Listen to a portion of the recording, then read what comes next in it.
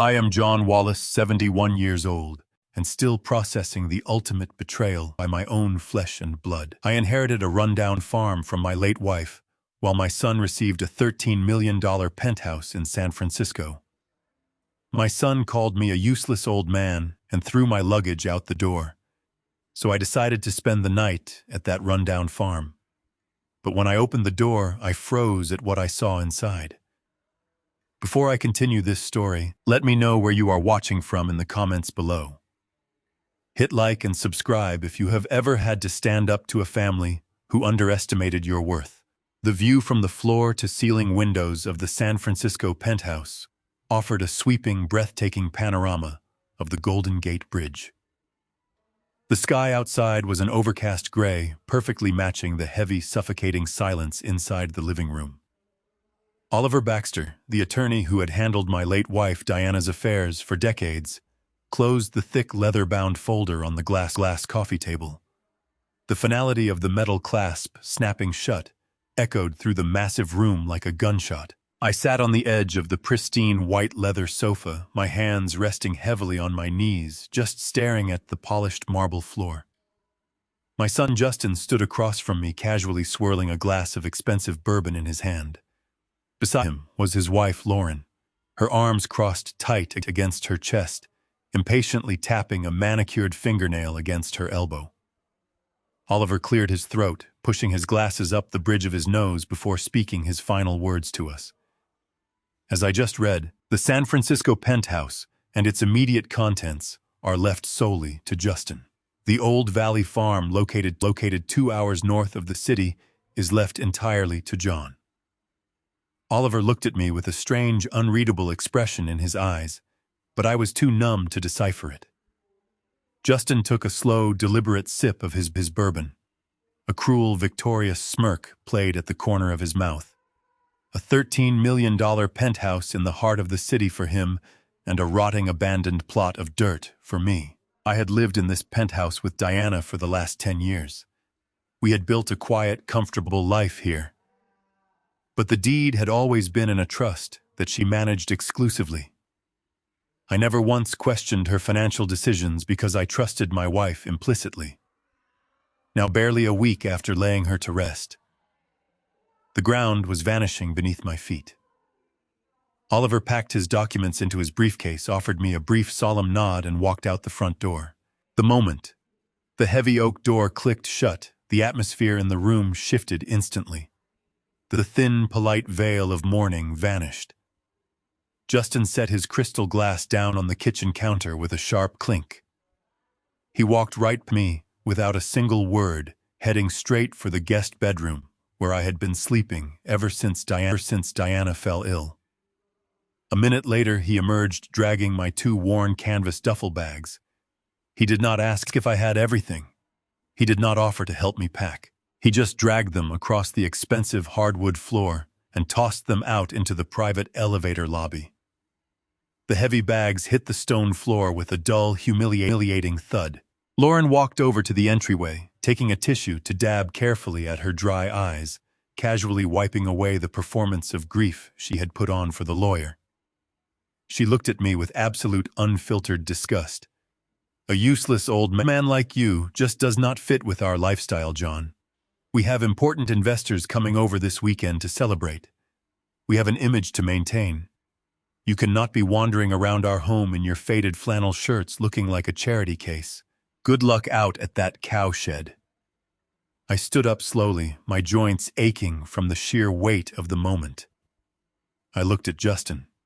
He was wearing a custom-tailored charcoal gray Italian wool jacket. My mind instantly drifted back 6 years ago to a cramped, freezing apartment where Justin was crying over a failed software pitch, completely out of funds and ready to quit. I had taken extra grueling night shifts at a logistics center for 3 solid months, sacrificing my sleep and my health just to buy him that exact brand of jacket so he could look the part for his next big meeting. He got the funding. He built his company. He bought the luxury cars and the expensive watches, and he never once offered to pay me back for that jacket. I did not ask for the money. That is what a father does. A father sacrifices in silence. But looking at him now wearing the literal armor I had bled to buy for him, I realized he did not see a father standing in front of him. He saw a stepping stone, inspired resource that was no longer useful. I did not yell. I did not argue or beg for my dignity.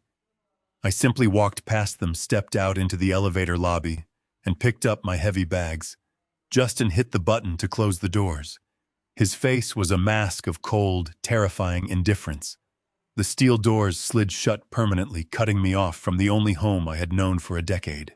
The rain started pouring the moment I stepped out of the high-rise building.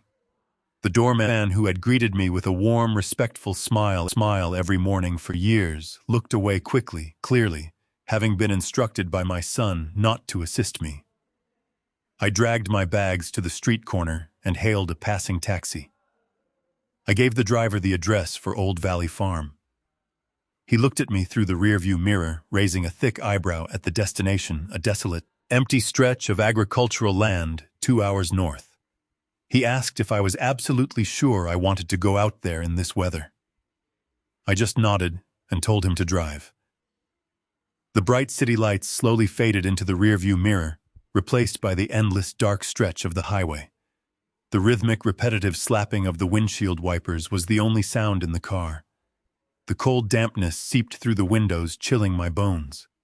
I stared at the passing shadows of trees, wondering how my entire existence had unraveled so completely in a matter of minutes. Diana had always been incredibly secretive about her work and her background, but leaving me essentially homeless and penniless seemed so entirely out of character for the woman I loved. As the taxi bumped along a poorly paved, pothole-ridden back road, my phone vibrated intensely in my pocket. The bright screen illuminated the dark back seat. It was an automated text message alert from my bank. A deduction of $4,500 had just been cleared from my personal retirement account. I quickly opened the banking application with shaking fingers. The transaction was clearly labeled as the monthly homeowners association and maintenance fee for the San Francisco penthouse. Justin had never removed my banking details from the building's automatic billing system. He had just inherited a $13 million property free and clear, yet he was perfectly content to let his evicted 71-year-old father pay his exorbitant luxury maintenance fees out of a fixed, meager retirement fund. A freezing knot formed in the pit of my stomach. This was not just a simple oversight or negligence.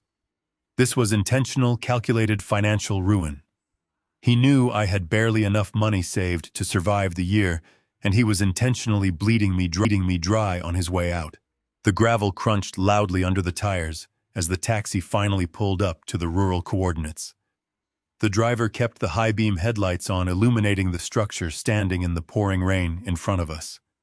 It looked incredibly worse than I had remembered.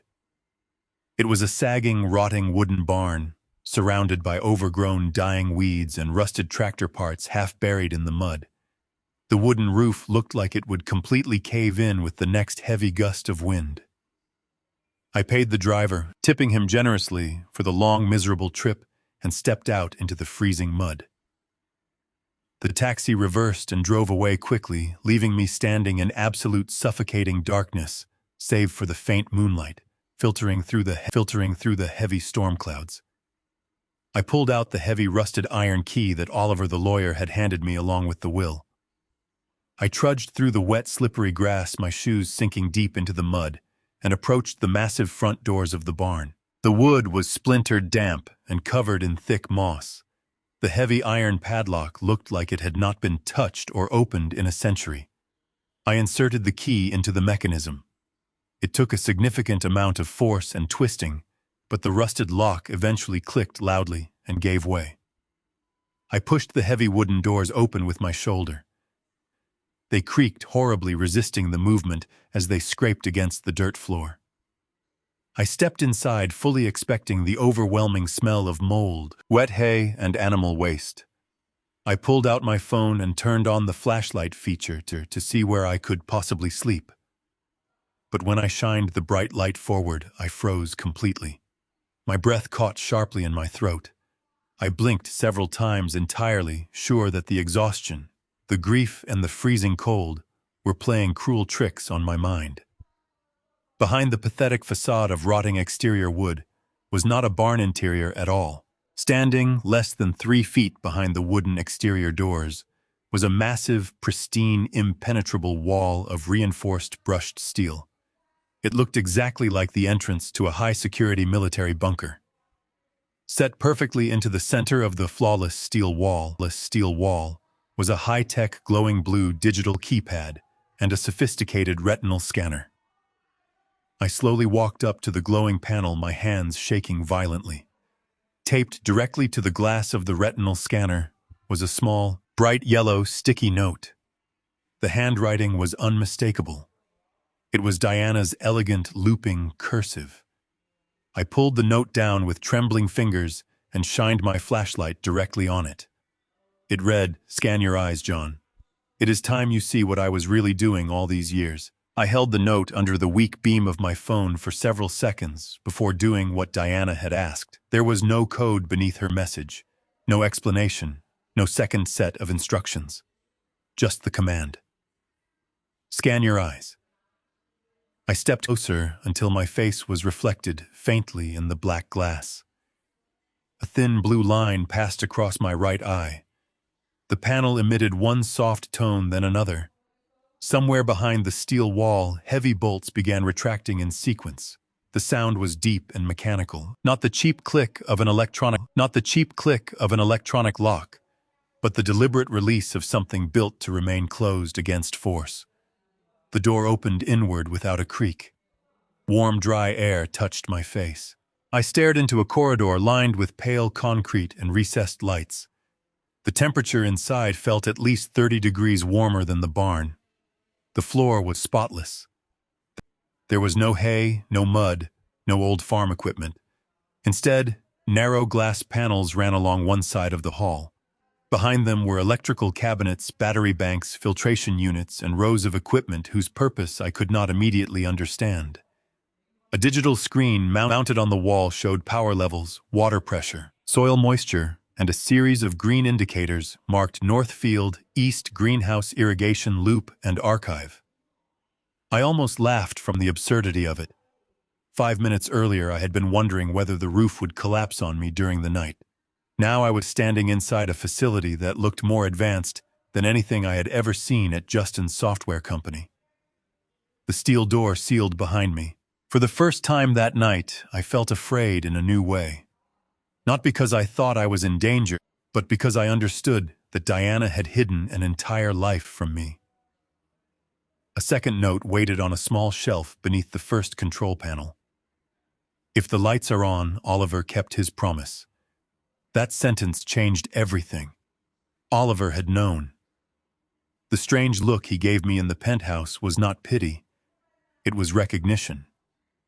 He had watched Justin throw me out knowing that this place existed. He had said nothing because Diana had instructed him not to. I followed the corridor. At the end stood a glass door that unlocked the moment I approached. Beyond it was a large underground office built directly beneath the old barn. One wall held 3 wide computer monitors.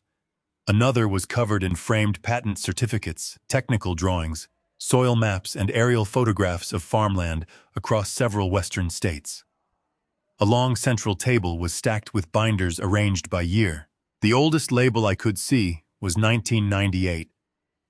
The newest was from 3 months ago. I moved toward the patent wall first. Diana Wallace. Her name appeared again and again. Irrigation pressure balancing system. Low water root zone delivery manifold. Modular soil salinity sensor network. Heat-resistant seed storage assembly. Closed-loop nutrient recovery process. There were more than 30 certificates. I had known Diana was brilliant. Anyone who met her for 10 minutes knew that. What I had not known was what she had done with that intelligence.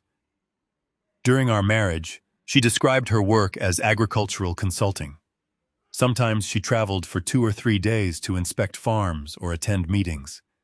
Sometimes packages arrived containing strange metal fittings or circuit boards, and she would disappear into the garage for hours.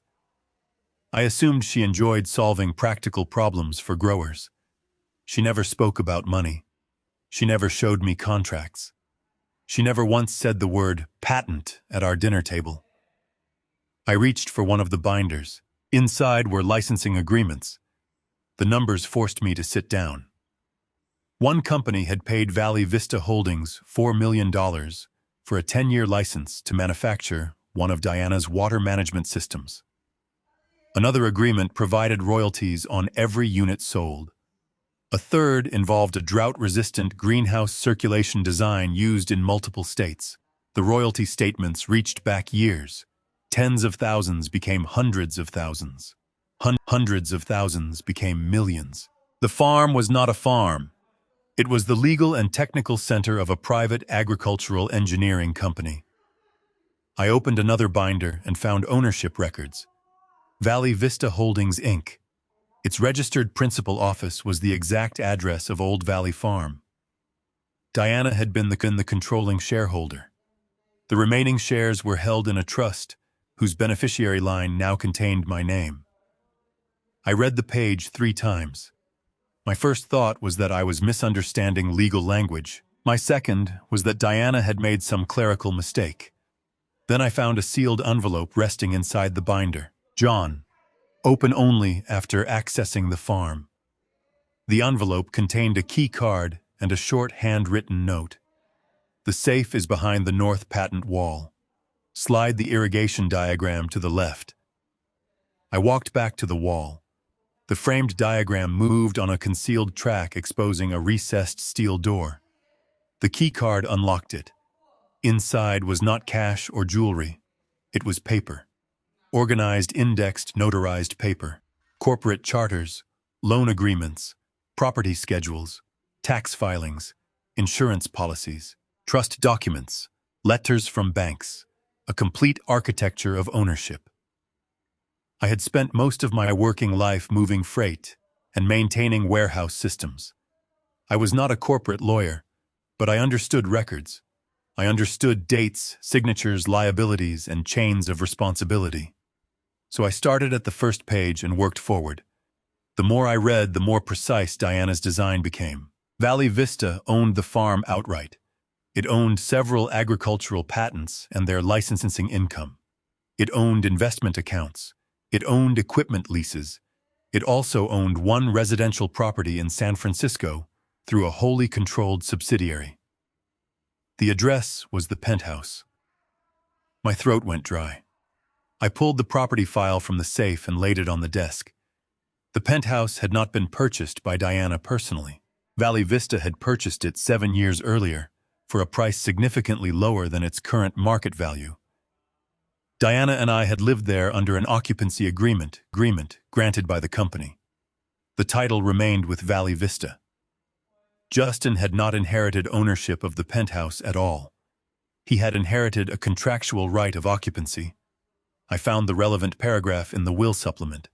The right was conditional. Property taxes, association, charges, insurance, maintenance, assessments, and all financing obligations attached to the unit became the sole responsibility of the occupant immediately after Diana's death. Failure to keep any required obligation current would constitute default. Default would allow Valley Vista to terminate occupancy and begin recovery of possession. Then I saw the loan schedule. $10 million. The Penthouse carried a secured internal mortgage structure with Valley Vista listed as creditor through one of Diana's holding entities. The debt had been deliberately kept current by company funds while Diana was alive. Upon her death, those automatic subsidies terminated unless the new controlling owner of Valley Vista authorized them to continue. The new controlling owner was me.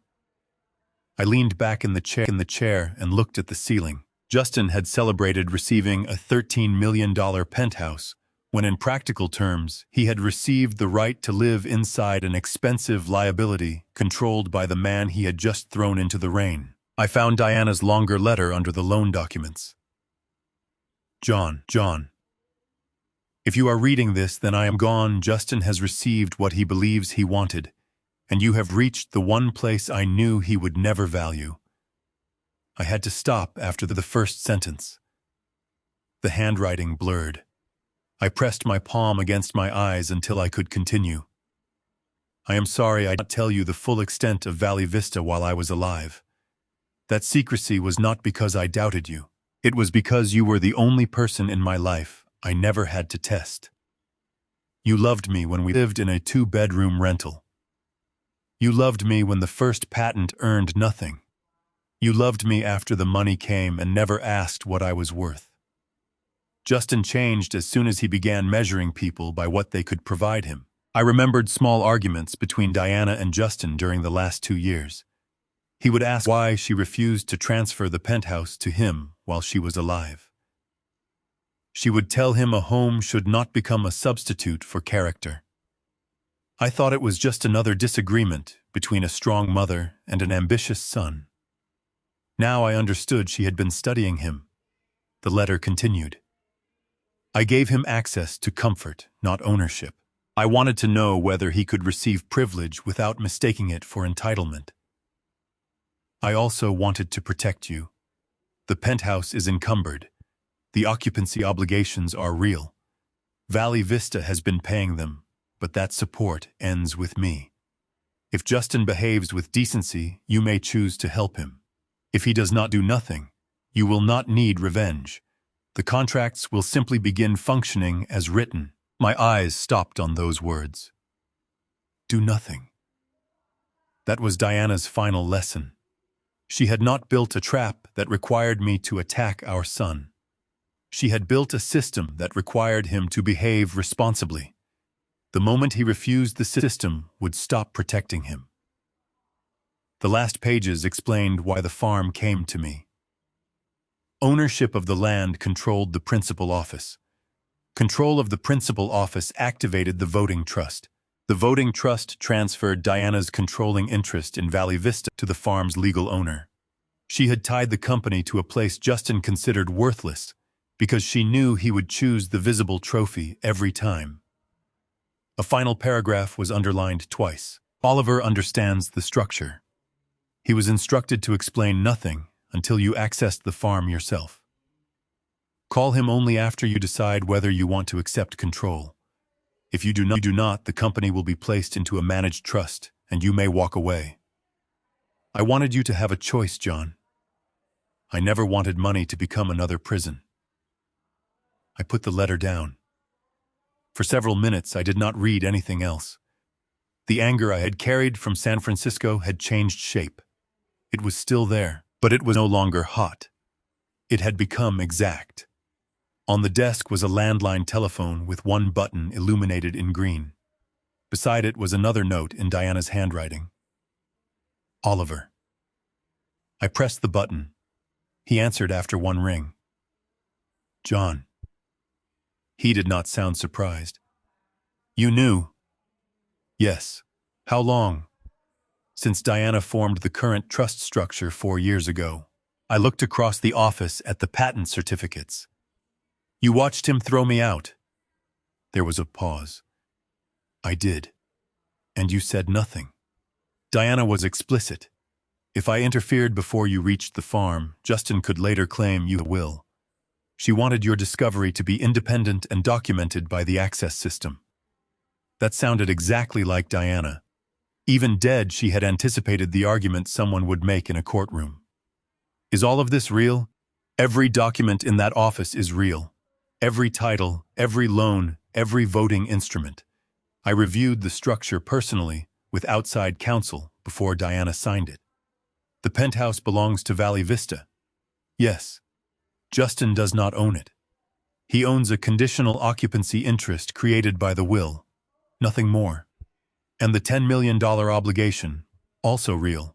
The company financed the residence through an internal secured note after refinancing several years ago. Diana kept the debt service current from company revenue. Under the transition agreement, those payments are no longer automatic. I thought about the $4,500 that had just been taken from my retirement account. My account was charged for the building fee tonight. Oliver's voice changed. Your personal account? Yes. That should not have happened. Diana had instructed that all personal payment methods connected to the unit be removed after her death. Justin left mine on the account.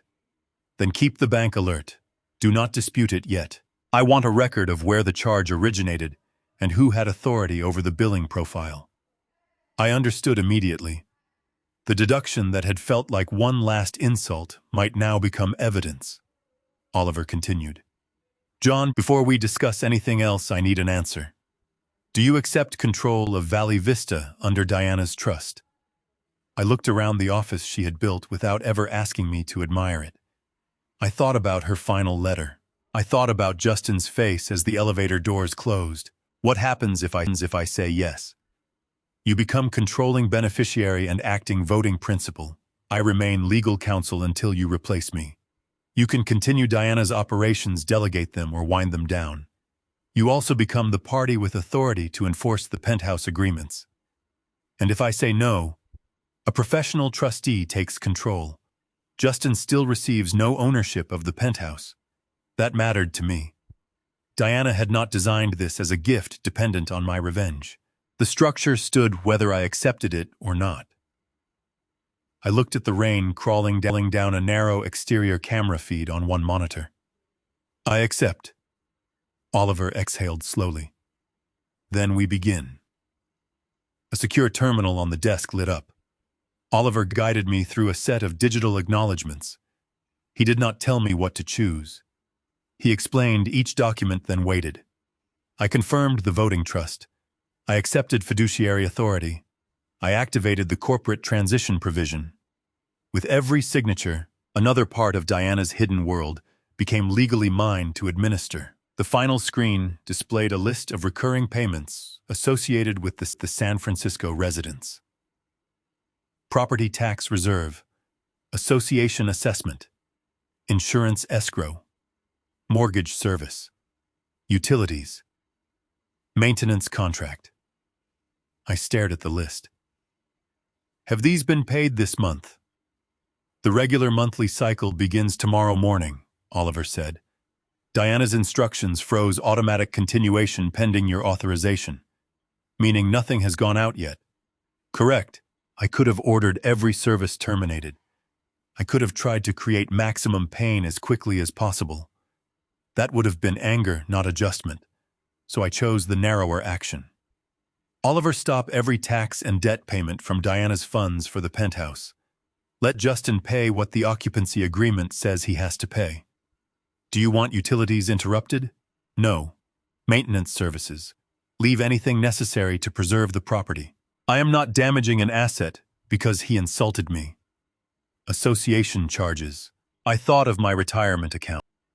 Transfer responsibility to the occupant exactly as the contract requires, and remove my bank information from every property account. Understood. One more thing. Go ahead. Do not call Justin. Do not warn him. Send every notice exactly the way Diana's documents require. Certified mail, electronic notice, whatever the contracts say. Nothing extra. Oliver was quiet for a second. That is what Diana expected you to do. She expected me not to scream. She expected you to let the facts speak. I ended the call. First adjustment took less than 10 minutes. I spent the rest of the night learning what I had inherited. The underground office connected to a compact living area with a shower, a small kitchen, and a bedroom that had clearly been prepared for emergency stays. In the closet hung 2 sets of clean work clothes in my size. Diana had thought of that too. On a shelf beside the bed sat a framed photograph of us from 20 years earlier, taken at a county fair when neither of us had much money. I was holding a paper cup of coffee. Diana was laughing at something outside the frame. She had placed no photographs of the penthouse in the facility. No luxury dinners. No city skyline. Just the years before anyone cared what we owned. At 6 the next morning, the storm had weakened. I made coffee from supplies in the kitchen and returned to the office. The system showed fresh notices generated overnight. One went to the building management company, transferring all future charges to Justin as occupant. One went to the insurance carrier. One went to the servicing account for the secured note. Another advised Justin that the discretionary subsidy previously paid by Valley Vista had ended upon Diana's death. The first payment due under his occupancy agreement was far larger than anything I had ever paid from my personal checking account. I did not feel satisfaction. I felt relief. For the first time in years, Justin's lifestyle was connected to Justin's responsibility. By noon, Oliver arrived at the farm.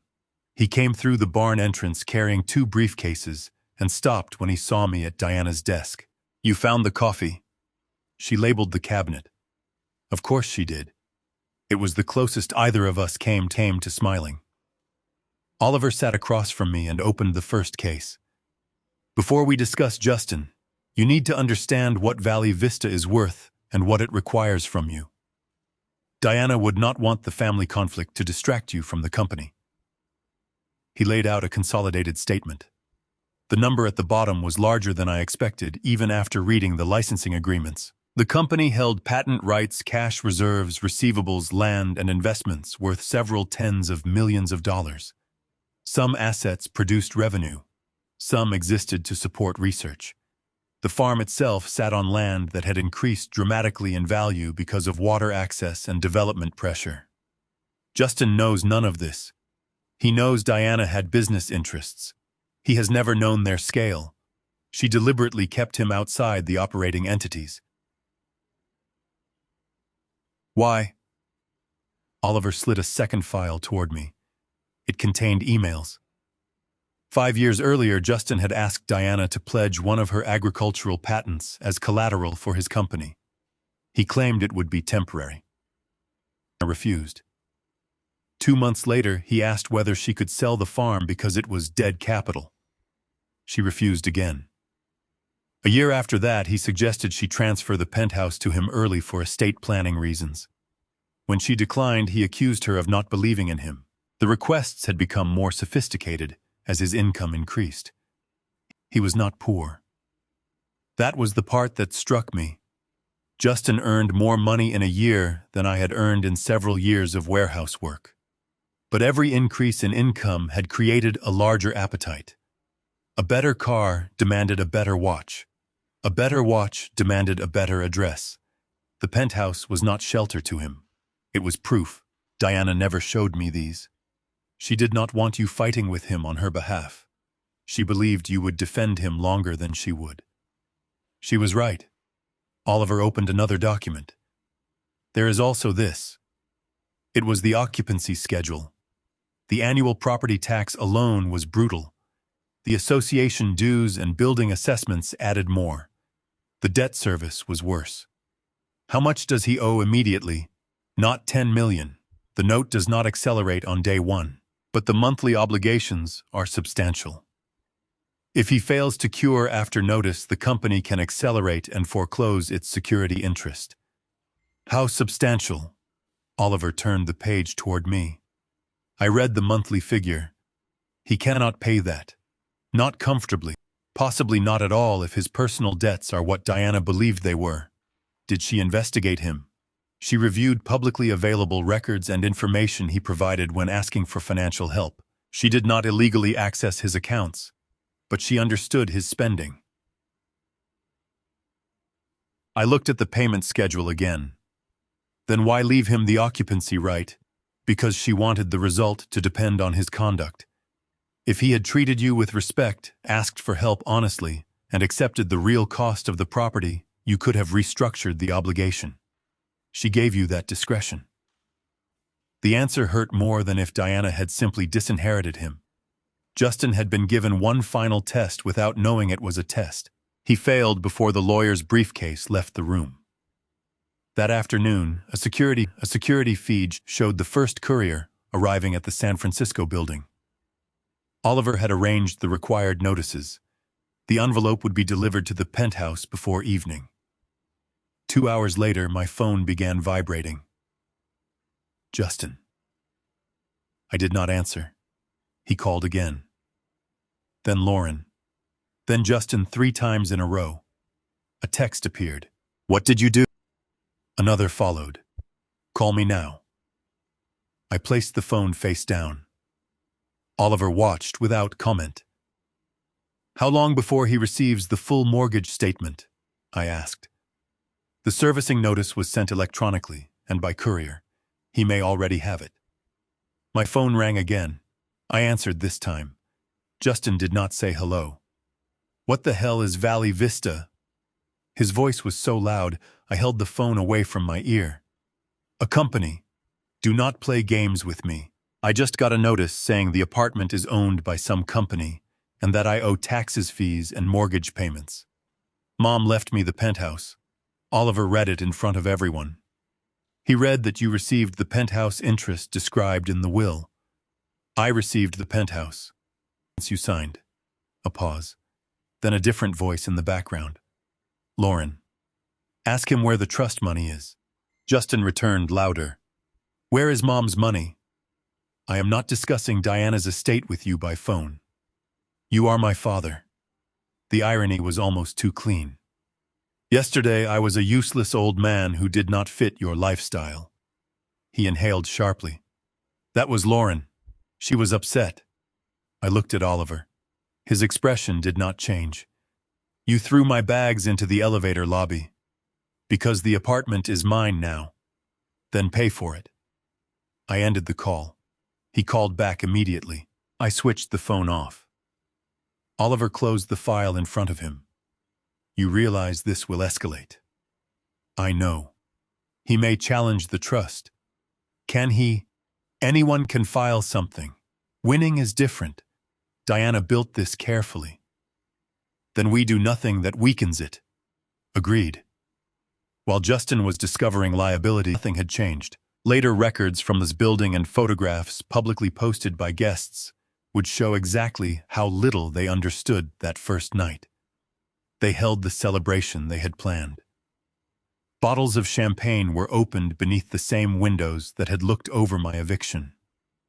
Lauren posed in the living room with a renovation catalog spread across the glass table.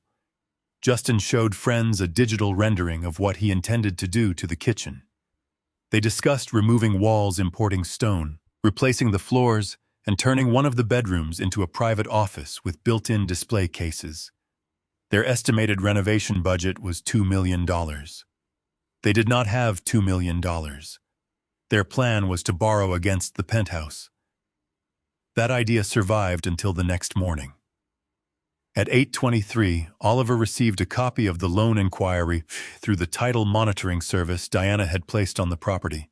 Justin had contacted a private bank and claimed he was the new owner of a $13 million residence, seeking a $2 million equity line. The title search returned Valley Vista Holdings, not Justin Wallace. The bank requested proof of ownership. Justin sent the will. The bank requested the underlying occupancy agreement. Justin stopped responding. At 9:15, another notice reached him. The first tax reserve payment and current debt service were due. The amount was not a suggestion. It was a contractual obligation. At 9:27, my phone came back to life after I charged it. There were 17 missed calls. The 18th arrived while I was looking at the screen. I answered. You need to fix this right now, Justin said. No greeting. No apology. Fix what? This fake mortgage. This company nonsense. The bank says I cannot borrow against my own property because some entity controls the title. Then the bank has accurate records. I have a payment demand for more money in 1 month than most people make in a year. Then you should reconsider the renovation. Do you think this is funny? No. That seemed to enrage him more. Where did Mom hide the money? She did not hide money from you. She owned assets you never bothered to understand. Do not lecture me. If there is a trust release enough to cover the house. No. The word stopped him. Justin was used to resistance that could be negotiated. He was not used to a complete answer. What did you say? No. Lauren's voice cut in from nearby. Tell him we can sue. Justin repeated it. We will challenge the will. Contact Oliver. Our lawyer. You expect me to spend money on a lawyer because you are stealing my inheritance. You are living in a $13 million penthouse. Use your resources. His breathing changed. I could hear him walking. Dad, stop this. For the first time, he used the word dad instead of you. It lasted less than 3 seconds. You are angry because of one stupid argument. Fine. I should not have moved your bags. Lauren should not have said what she said. Happy now authorize the payments. It was not an apology. It was an invoice disguised as one. No. Then you are doing this on purpose. I am doing exactly what the contract says. What contract? The one attached to the inheritance you celebrated without reading. He swore at me. I ended the next consequence arrived by mail before he could create a new strategy. The building's management office transferred the unpaid assessment balance to him. The insurance premium followed. The combined monthly cost made the lifestyle he had claimed as his own suddenly real. That was when Justin stopped asking questions and started making demands. He sent messages ordering me to meet him in San Francisco. I refused. He demanded the farm deed. I did not respond. He claimed I was too old to manage a company I had learned about only days earlier. Oliver answered that one formally, informing him that my authority came from the trust and that all future legal communications should be directed through counsel. Justin's reply was not legal. It was personal. You took advantage of Mom while she was dying. That accusation reached me while I was sitting at Diana's desk reviewing her final research budget. I read it once and felt something close inside me. Diana had spent her last months making sure no one could rewrite her choices after her death. Justin was already trying. I forwarded the message to Oliver and went back to work. 3 days later, the exterior sensors at Old Valley Farm detected 2 vehicles approaching the private road. The monitor on Diana's desk divided into 4 camera views. One showed Justin's black SUV climbing the muddy road. The second vehicle, a dark pickup, followed less than 30 feet behind. Both stopped outside the rotting barn facade. Justin got out first. Lauren stepped from the passenger side wearing boots that were completely wrong for the mud. 2 broad-shouldered men climbed from the pickup. I did not recognize either of them. They were not carrying tools, and they did not look like contractors. One held a heavy leather folder under his arm. The other kept glancing toward the barn and the surrounding field, as if measuring where someone might approach from. Oliver was in the office with me that morning.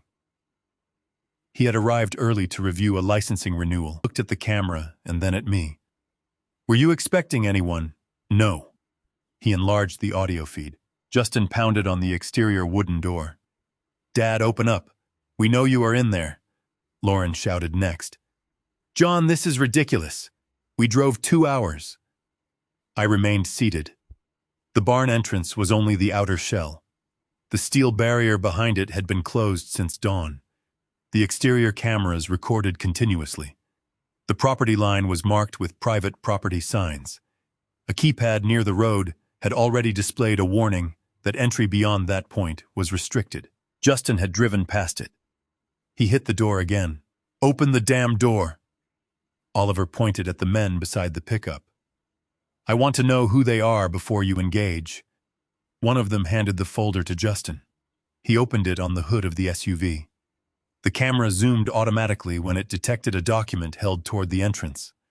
I could not read every line, but the title was large enough. Limited power of attorney and authorization to sell real property. I felt no surprise, only confirmation. They want the farm, I said. Oliver nodded. Or control over it long enough to monetize it. Justin held the document up toward the barn. Dad, I brought paperwork that fixes this. You sign the authorization, we sell this useless property, and we use the proceeds to stabilize the penthouse until the estate mess is resolved. You can keep whatever is left. Lauren added, you do not need a farm. You cannot even maintain it. The same logic as before. I was too old for the penthouse, too old for the farm, too old to manage money, but never too old to sign something that benefited them. Oliver reached for his phone. I can call law enforcement now. Not yet. He looked at me. They have crossed the posted boundary. I know. I want the system warning on record first. Diana's security console had a clearly labeled sequence. I pressed the first button. A low tone sounded outside. Then a calm recorded voice filled the barn and the yard. Attention. You are on private property. Your presence has not been authorized. Please return to the public road. Video and audio recording are active. Justin stopped pounding. For half a second he looked genuinely. Then Lauren pointed toward the old roof and laughed. It is a speaker, Justin. He is trying to scare us. One of the men from the pickup walked to the side of the barn and began searching for another entrance. The system issued a second warning. Do not approach secured structures. Leave the property immediately. Justin looked directly into the camera mounted beneath the eave. Dad, listen to me. We are not leaving until you sign. You have no idea what you are doing. The penthouse is going into default because you are throwing a tantrum. This farm is worth something. We can sell it, pay the obligations, and then everyone can move on. He spoke as though the company did not exist, as though I had not already told him to read the documents. His solution to every problem was to turn something someone else owned into money for himself. The man near the side wall found an old service door in the wooden shell and pulled at it. A red box appeared around him on the monitor. Security zone breach. The steel interior remained inaccessible, but the system had detected forced contact with the outer structure. Oliver did not wait for me this time. That is enough. He called the county dispatch line and identified himself as counsel for the property owner. He gave the address, described the trespass, and stated that 4 people had ignored recorded warnings and were attempting to access secured structures. Outside, Justin still did not know the call had been made. He unfolded the authorization again. You are going to sign this one way or another. The sentence changed the situation. Oliver looked at me sharply. He just made that statement on a recorded feed. Save it. Already done. Lauren moved closer to the camera. John, stop acting like a child. Do you know how humiliating this is for us? People are asking why the bank will not finance the renovation. We have contractors waiting. Justin could lose the apartment because you are being vindictive. I pressed the intercom. My voice out through the speaker. Leave the property. Justin immediately stepped toward the barn. Finally, open the door. No, we need 5 minutes. You need to leave. Dad, I am trying to save the house Mom left me. Then pay what the agreement requires. I cannot pay that amount every month. Nobody can. Then you cannot afford the property. Lauren screamed something I could not make out because the wind hit the microphone. Justin held the papers up again. This farm can solve the problem. The farm is not for sale. You do not know what it is worth. I looked around the underground office. I know exactly what it is worth. He stared at the camera. The first police siren was faint at the edge of the audio feed. One of the men near the pickup heard it before Justin did. He turned toward the road and said something quickly. The second man began walking back to the truck. Justin realized what was happening. You called the police on your own son. You were told to leave. You brought this on yourself. It was the sentence that stayed with me. Even while trespassing on my property with papers designed to transfer my authority to him, he still believed the consequence was something I had caused. The siren grew louder. Lauren hurried toward the SUV, slipping once in the mud and catching herself on the door. Justin remained near the barn for several seconds longer, his face twisted with rage. This is not over. I know. I released the intercom. The 2 vehicles reversed down the road just before the patrol car reached the gate. The officer still stopped them near the entrance. From the monitor, I watched Justin gesturing toward the farm, while Oliver spoke to dispatch by phone and provided the saved video. Because no one had forced entry past the steel barrier, and because they had begun leaving when officers arrived. The immediate response ended with documentation warnings and a formal incident number rather than arrests. That was enough for us. It created a record. It also created a new question. Why had Justin arrived with a prepared authorization only 3 days after discovering Valley Vista? Oliver asked for the document through Justin's attorney. No response came, so we turned to the company files. The next morning, while checking Diana's corporate archives for any prior attempts to gain control of the farm, Oliver found something that did not belong in the real estate records at all. It was a flagged expense report from 18 months earlier. A credit card charge had been reversed after Diana disputed it. The merchant category was luxury electronics. The card belonged to a Valley Vista executive account issued in Diana's name. The purchase was made in San Francisco on a day she had been hospitalized 2 hours away. Oliver opened the supporting file. This is strange. I moved beside him.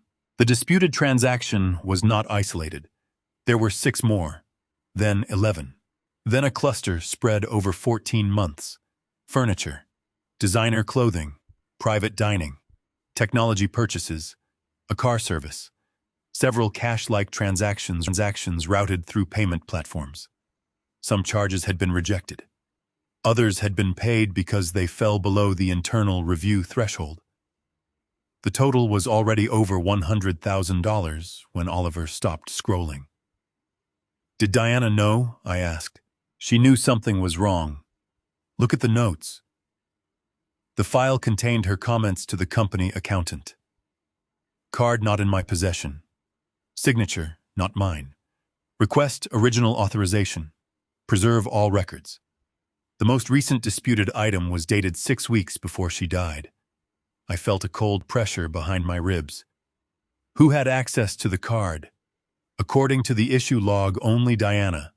But there was an emergency duplicate kept in the Penthouse office safe. I knew the safe. It was a small built-in compartment inside the study Diana used for paperwork. Justin knew it too. Years earlier, when Diana and I traveled, we had told him where emergency documents were kept, in case something happened to us. Oliver pulled the scanned receipts. Most signatures were crude imitations. Diana Wallace. Diana W.D. Wallace. Then one receipt appeared with a delivery address. Justin's former office. Neither of us spoke. Oliver opened the transaction metadata. The purchaser had used a phone number associated with Justin. That is not enough by itself, he said. It establishes a connection. It does not establish who physically signed every receipt. Keep going. We did. The archive contained a copy of a letter Diana had sent privately to the card issuer requesting preservation of fraud evidence. She had not filed a criminal complaint. She had asked only that the account be locked and the records retained. Attached was a handwriting comparison she had commissioned. The report concluded that several disputed signatures had likely been simulated from authentic samples. One sample source was a document Diana had signed for Justin's company years earlier. My chair scraped the floor as I sat down. She knew he was doing this. Oliver did not answer immediately. She strongly suspected him. Why did she not tell me? I cannot answer for her, but I could. Diana knew I would confront him. She knew Justin would deny it. She knew the final months of her life would become a war between the two people she loved most. So she had done what she always did. She preserved the evidence and delayed the decision until someone else could act without her illness being used against her. We found the decisive document in a folder labeled Access Logs. The Penthouse safe had an electronic lock. Every opening was time-stamped. On 3 dates matching disputed purchases, the safe had been opened using Justin's emergency code while Diana was away from the city. I remembered giving him that code. That memory hurt differently from the jacket. The jacket had been a sacrifice. The code had been trust. What does this become legally? I asked. Oliver's answer was careful. potential credit card fraud, identity theft, forgery, and unauthorized use of corporate financial instruments. Because some transactions crossed state banking systems and involved electronic networks, federal jurisdiction may be possible. We do not decide the charges. Investigators do. Do we have enough to report it? Yes, we have enough to make a documented referral and let authorities determine the rest. I stared at Diana's forged signature on the screen. For several days, I had been willing to let the Penthouse contracts operate on their own. That was financial responsibility. This was different. This was not debt. It was theft from a dying woman. Prepare the evidence. Oliver nodded. I already started. All of it. Not just what makes him look guilty. Include the disputed transactions that might have innocent explanations. Include everything. That is the correct approach. Send copies to the issuer's fraud unit. Yes. If law enforcement asks for access logs, give them the originals and certified duplicates. Oliver closed the first folder and opened another. John, once this begins, you may not be able to stop it, because he is your son. I know. If investigators find probable cause, the matter belongs to them. I looked at the signature again. Then it should. The evidence package went out that afternoon. Justin knew nothing about it. He was busy trying to solve the Penthouse crisis with more debt. His first bank had refused to lend against the property. The second requested a title report and reached the same conclusion. The third did not get that far because the credit inquiry exposed how much personal debt he already carried. Within a week, the payment deadline on the Penthouse passed. No funds arrived. Under the occupancy agreement, Valley Vista issued a notice of default and a cure period. Justin responded through a newly retained attorney, arguing that the mortgage structure was unconscionable because he had believed he was inheriting the property free and clear. Oliver's response was 6 pages and almost entirely citations to documents Justin had signed at the will reading. Each page carried his initials. He had not been tricked. He had been careless. The legal challenge bought him no relief from the next payment. That one came due too. Again, nothing was paid. The association fees accumulated. The tax reserve remained unpaid. The building's management office began sending collection notices. Vendors who had expected renovation deposits stopped returning Lauren's calls after financing failed to appear. The $2 million renovation disappeared first. Then the luxury furniture order. Then the planned launch party for Justin's new executive office. The lifestyle did not collapse all at once. It lost pieces. That made the process more revealing. Every time Justin could have reduced his expenses, he tried to borrow instead. Every time he could have accepted responsibility, he looked for another person to absorb it. Finally, he found a high-interest private lender willing to discuss a loan secured, not by the Penthouse title, but by his personal income company, stock vehicles, and any contractual rights he could assign. The lender requested the occupancy documents. 2 days later, Valley Vista received a formal inquiry asking whether Justin's rights in the Penthouse could be pledged. Oliver answered no. The occupancy agreement expressly prohibited assignment or encumbrance without Valley Vista's written consent. Justin called me within an hour. You blocked the loan. The contract blocked the loan. You are the company. I control the company. That does not mean I ignore its agreements when you ask. The lender is willing to give me enough to catch up. At what rate? He did not answer. Justin, how much are you trying to borrow? That is none of your business. Then whether Valley Vista approves an assignment is none of yours. He cursed again. You want me homeless. I want you responsible for the home you insisted was yours. Mom would never do this to me. Your mother wrote the agreement. Silence. That was the first time I heard the truth hit him without an immediate defense. He ended the call. The cure period expired at 5 o'clock on a Monday afternoon. At 5:01, Oliver filed the documents necessary to begin enforcement and recovery of the penthouse under the agreement and the secured note. The filing did not throw Justin onto the street that night. It did something more important. It put the default into the title and financing record. Any serious lender searching the property would now see an active enforcement claim by the real owner and creditor. The last door to easy money closed. Justin discovered that at a bank meeting the next morning. He had apparently arrived with Lauren a portfolio of renovation plans and a valuation report showing the penthouse at $13 million. He left less than 40 minutes later with no loan. According to the written denial later produced in discovery, the reason was simple.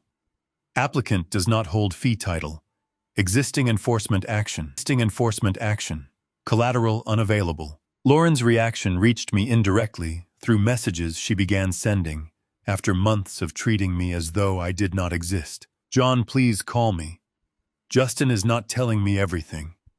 Then I need to understand what Diana left him, then. Did you know he had personal debt before the will? I did not answer.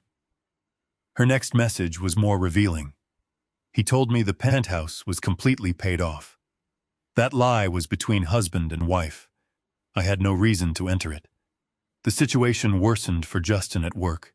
The private lender he had approached began calling his office after he missed payments on an older personal obligation tied to the same lending group. Collection calls reached reception, then accounting, then an executive assistant. Justin reportedly shouted at staff for transferring them. His employer was already under pressure because Justin had used the company's name while seeking financing, creating the impression that an executive credit arrangement might have corporate backing when it did not. A compliance review followed. Oliver and I did not cause it. We did not call his company. We did not send them the fraud file. The consequences were coming from his own financial decisions. 3 days after the review began, Justin was placed on administrative leave. The next day, he was terminated. He called me from the parking garage outside his former office. His voice sounded different this time. Not angry, hollow. They fired me. I did not know what to say that would not become either cruelty or rescue, so I waited. Did you hear me? Yes. This is because of you. There it was. The hollow voice lasted only until he found someone else to blame. I did not call your employer. The collectors would not be calling if you had kept the penthouse payments going. The collectors were calling about debts you already had. I took those debts because I was building a life, whose money was supposed to support it. He did not answer. Then he said, Lauren is threatening to leave. The statement was meant to reach the father in me. It did. But the father in me was no longer willing to confuse rescue with love. I am sorry your marriage is in trouble. Then help me. With what? Authorize the company to bring the loan current. Just I can find another job. I can refinance later. You tried to force me to sign away the farm 4 days ago. I was desperate. You brought 2 men with you. They were there to witness the documents. One of them tried to open a side door. He exhaled hard. Fine. That was a mistake. No, Justin. A mistake is signing the wrong line. You drove 2 hours with a power of attorney after I told you the farm was not for sale. So this is punishment. No. This is me refusing to finance the next thing you do to me. Lauren called 10 minutes later. I almost let it go to voicemail, but I answered. John, I need to know if there is any way for me to stay in the penthouse if Justin leaves. Not if we can repair this family. Not if Justin is all right. If she could stay. Your occupancy comes through Justin's rights. Diana liked me. Diana was polite to you. That is not fair. Fairness is not the issue. The documents are. Lauren lowered her voice. He lied to me. About what? Everything. He said the apartment would be ours outright. He said his mother had tens of millions in liquid asset to him. He said you had no financial authority because you never understood business. Each sentence told me what their marriage had been built around. You should discuss that with your husband. I am discussing it with you because you are the one who can fix it. No, you do not understand. I gave up my lease when we moved here. I sold furniture. I told everyone this was permanent. Then you made decisions based on promises you did not verify. She became angry. You enjoy this. I do not. Yes, you do. You are sitting on some secret fortune while we are being humiliated. I thought of the night she told me my faded flannel shirts damaged her image. Humiliation is not the same as accountability. I ended the call. That evening, Oliver arrived with a sealed government request for records. The fraud referral had moved forward. Investigators wanted certified copies of the disputed card statements, safe access logs, handwriting report, and delivery records. They also requested the original emergency card issuance documents and any communications in which Diana had denied authorizing the charges. They are taking it seriously, Oliver said. Do they know Justin was fired? I have no idea, and we are not going to speculate to them about anything outside the requested evidence. We spent 4 hours assembling the response. At the bottom of one file, I found a handwritten note Diana had made beside a transaction for a watch purchased 6 months before her death. Asked Jay where he got new watch. Said company bonus. Preserve receipt. I remembered that watch. Justin wore it to Diana's funeral. I had noticed it because it looked expensive and because I had wondered whether his company was doing better than I realized. The receipt in front of me showed the watch had been purchased with Diana's card. That was the moment the last excuse disappeared. Maybe some earlier charge had been a misunderstanding. Maybe he had used a card with permission and forgotten. Maybe a delivery address could be explained. But he had looked his sick mother in the face after she asked where the watch came from and lied to her. I signed the certification releasing the records. Oliver packed the evidence into the case. There is another development, he said. What now? Justin's attorney requested an emergency meeting tomorrow, at my office. About the foreclosure. He says Justin intends to seek an injunction and challenge Diana's estate plan for undue influence, lack of capacity, and fraud. I almost smiled, not from humor, but from the predictability of it. He is going to claim a dead woman who designed 30 patents did not understand her own will. That appears to be the direction. And that I influenced her into leaving me a farm I did not know contained her company. That contradiction will be useful. I looked at the sealed evidence case. Does he know about the card investigation? Not from us. Then do not tell him before the meeting. Agreed. I will be there. Oliver studied me. You do not have to confront him personally. I know. Then why go? Because he keeps acting as though every consequence is happening somewhere else. I want him to hear the truth once directly without a phone between us. The next morning, I entered Oliver's office through a private conference room 15 minutes before Justin arrived. Oliver's office occupied 2 quiet floors in an older financial building downtown. I had been there before for routine estate papers, but never through the side entrance. That morning, he wanted no spectacle in the lobby. I sat in a smaller conference room behind a frosted glass partition while his staff prepared the main table. At 10, sharp voices rose outside. Justin had not come quietly. I do not care if he is in a meeting. I want Baxter now. The door to the main conference room opened hard enough to strike the wall. Through the frosted glass, I saw Justin's outline cross the room. Lauren followed a few steps behind. Their attorney tried to calm them, but Justin talked over him. This whole thing is fraudulent. The will says Penthouse. Everyone heard it. You cannot bury $10 million of debt in fine print and pretend that is an inheritance. Oliver's voice remained level. Sit down, Justin. Do not tell me to sit down. You worked for my mother. You had a duty to her family. I had a duty to my client, your mother. And now you work for him. I work for Valley Vista and for John in his authorized capacity. Those duties are documented. Lauren interrupted. We want the foreclosure withdrawn today. On what legal basis? Because this is insane. That is not a legal basis. Justin's attorney finally spoke. He was measured careful and noticeably less emotional than his clients. He said they intended to challenge the trust, the occupancy agreement, and the transition provisions.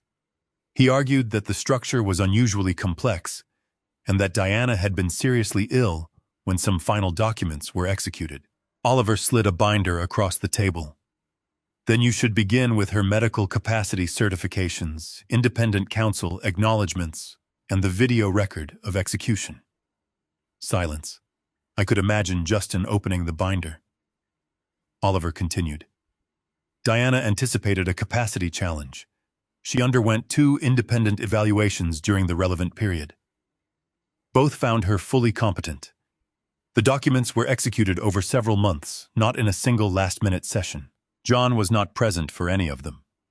In fact, he did not know Valley Vista controlled the Penthouse until after Diana's death. Lauren said, That is convenient. It is also supported by Access Records communications and John's first authenticated entry into the farm facility 3 days after the will reading. Justin's voice rose again. You expect us to believe Dad just wandered into a barn and discovered a company? Oliver did not respond immediately. That was my cue. I opened the inner door and stepped into the conference room. Justin stopped speaking. Lauren's expression changed first. Her anger tightened into calculation. Justin simply stared. I had not dressed to impress him. I wore clean dark trousers, a white shirt, and the same taken to the farm. There was still dried mud in the seams. I chose them because they were mine, not because of what they represented. You wanted me here, I said. Justin looked toward Oliver. You set this up. No, I said. I asked to be present. He pushed back from the table. Good. Then tell him to withdraw the foreclosure. No.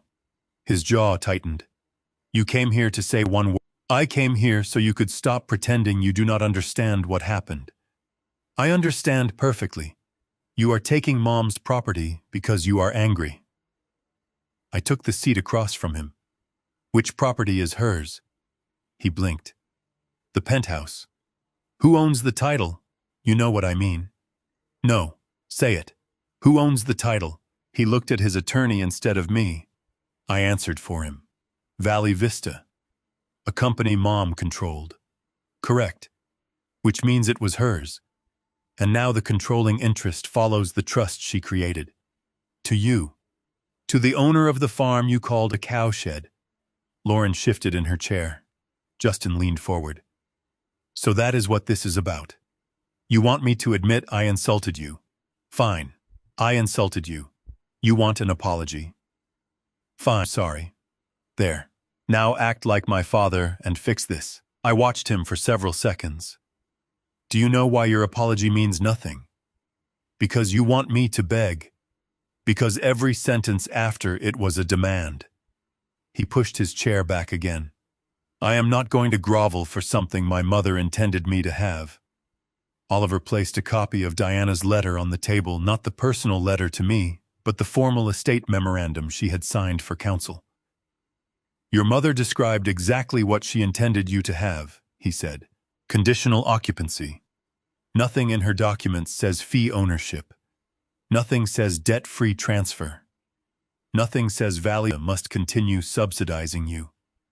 Justin flipped through the pages and then slapped them down. She would not do this. She did, I said. You filled her head with this garbage. I did not know it existed. Then maybe Oliver did. Maybe he manipulated her. His own lawyer raised a hand.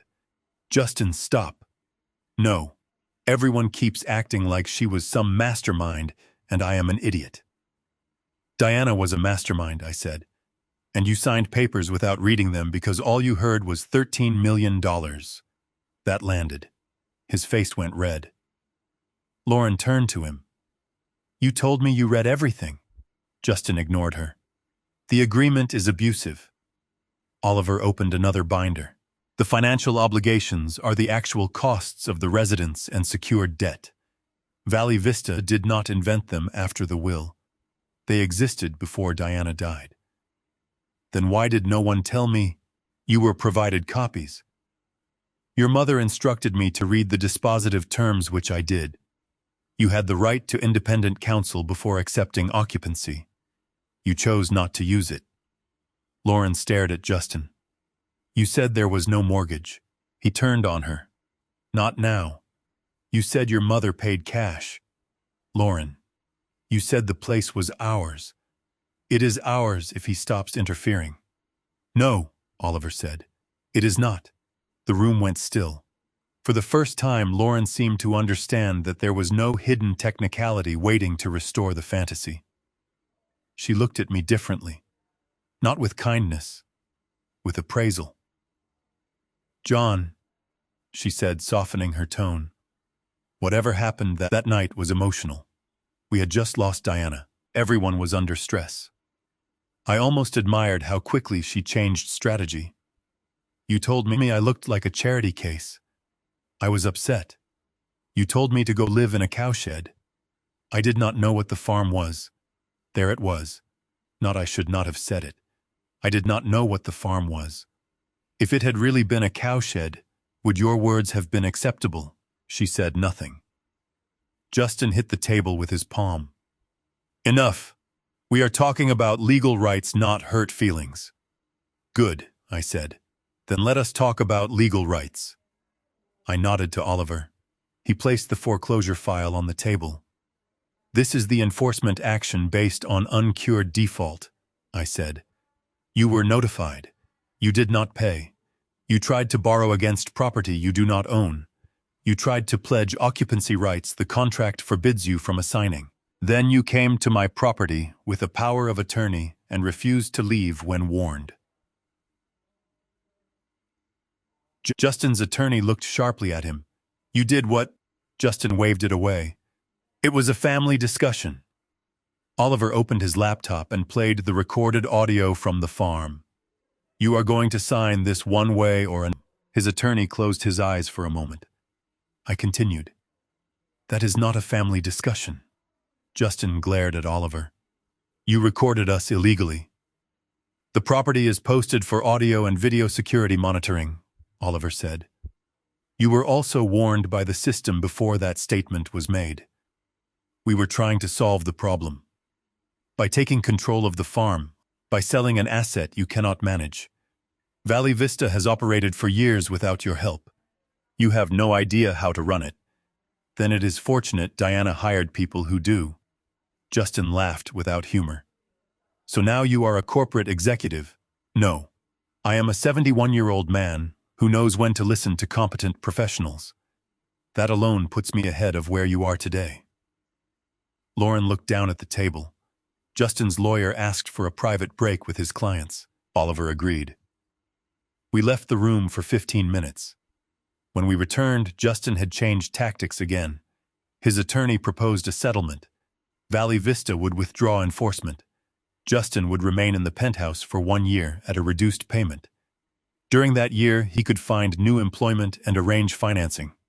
In return, Justin would waive any challenge to the trust. It was the first proposal that sounded remotely structured. I asked one question. What happens to the unpaid amounts? The attorney suggested they be added to the balance. And who pays the current taxes and association costs?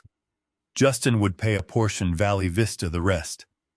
How much cash does Justin have today? The attorney hesitated. Justin answered, that is private. You are asking my company to finance you.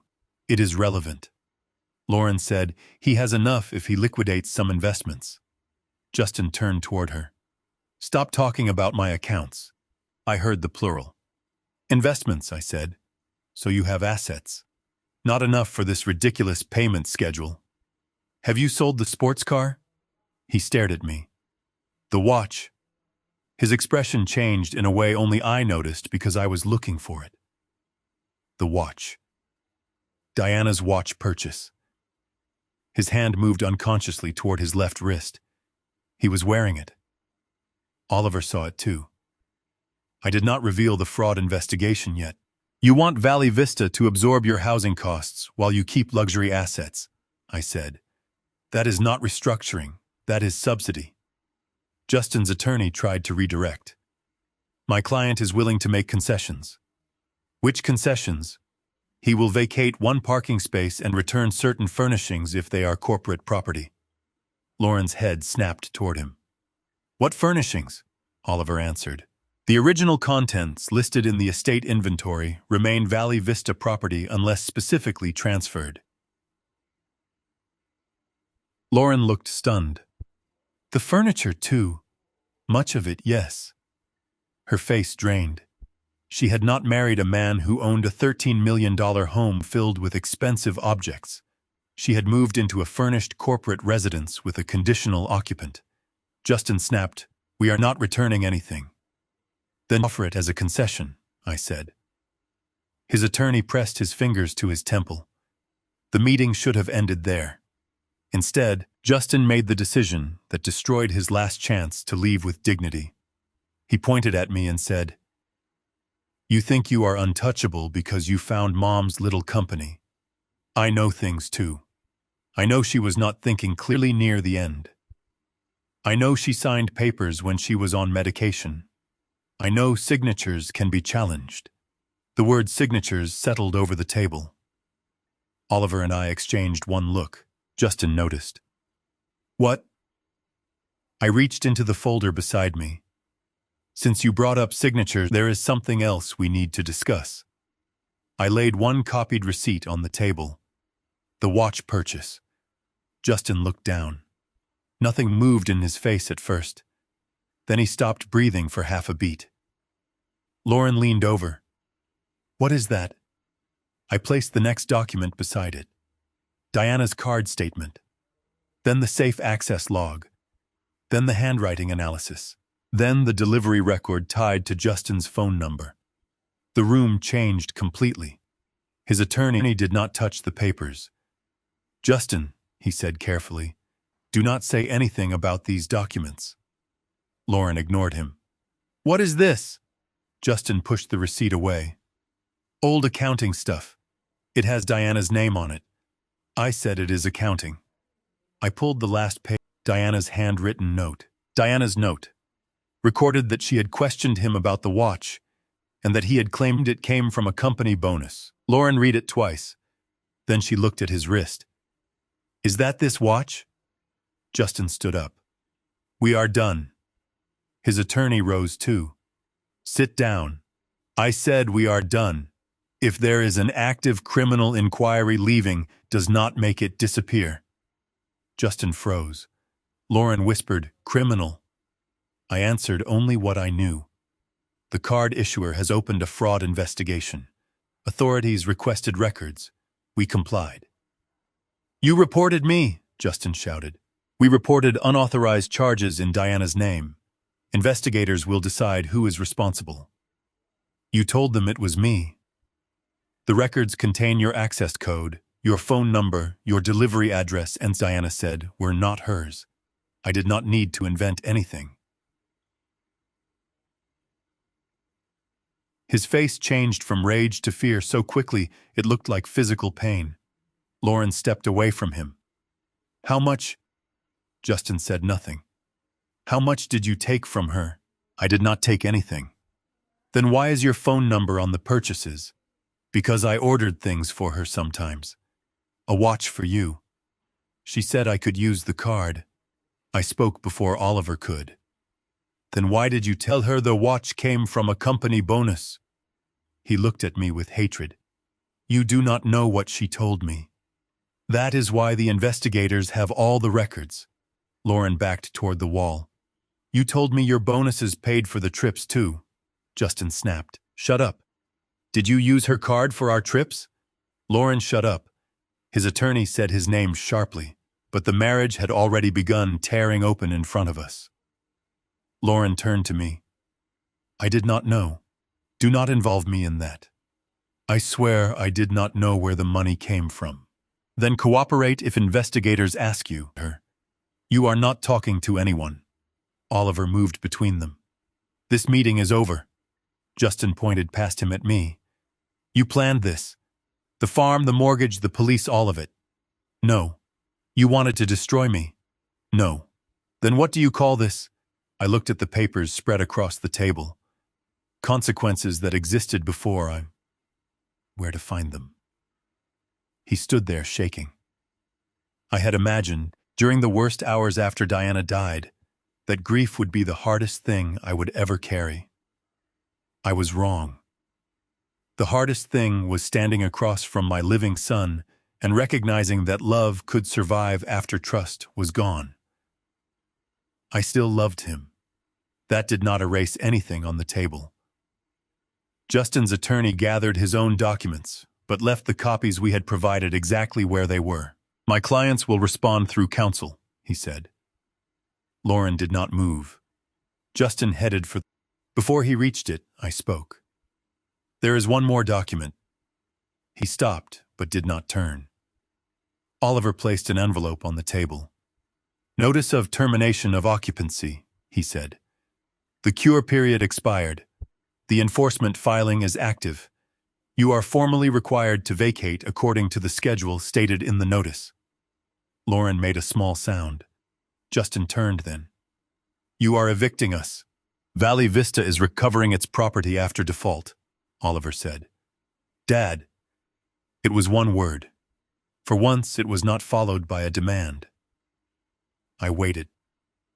He looked at me and for the boy who used to wait by the window for me to come home from the late shift.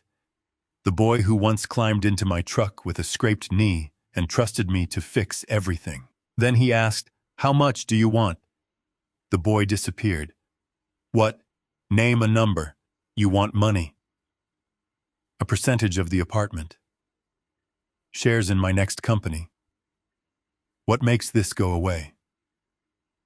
I felt something inside me settle permanently. Nothing you can buy. He opened the door and left. Lauren stayed another 5 seconds. John, please. I looked at her. I have nowhere to go if he gets arrested. You had no concern where I would go when you put my luggage in the elevator lobby front. Only because you thought I had nothing. Her eyes dropped. I continued quieter.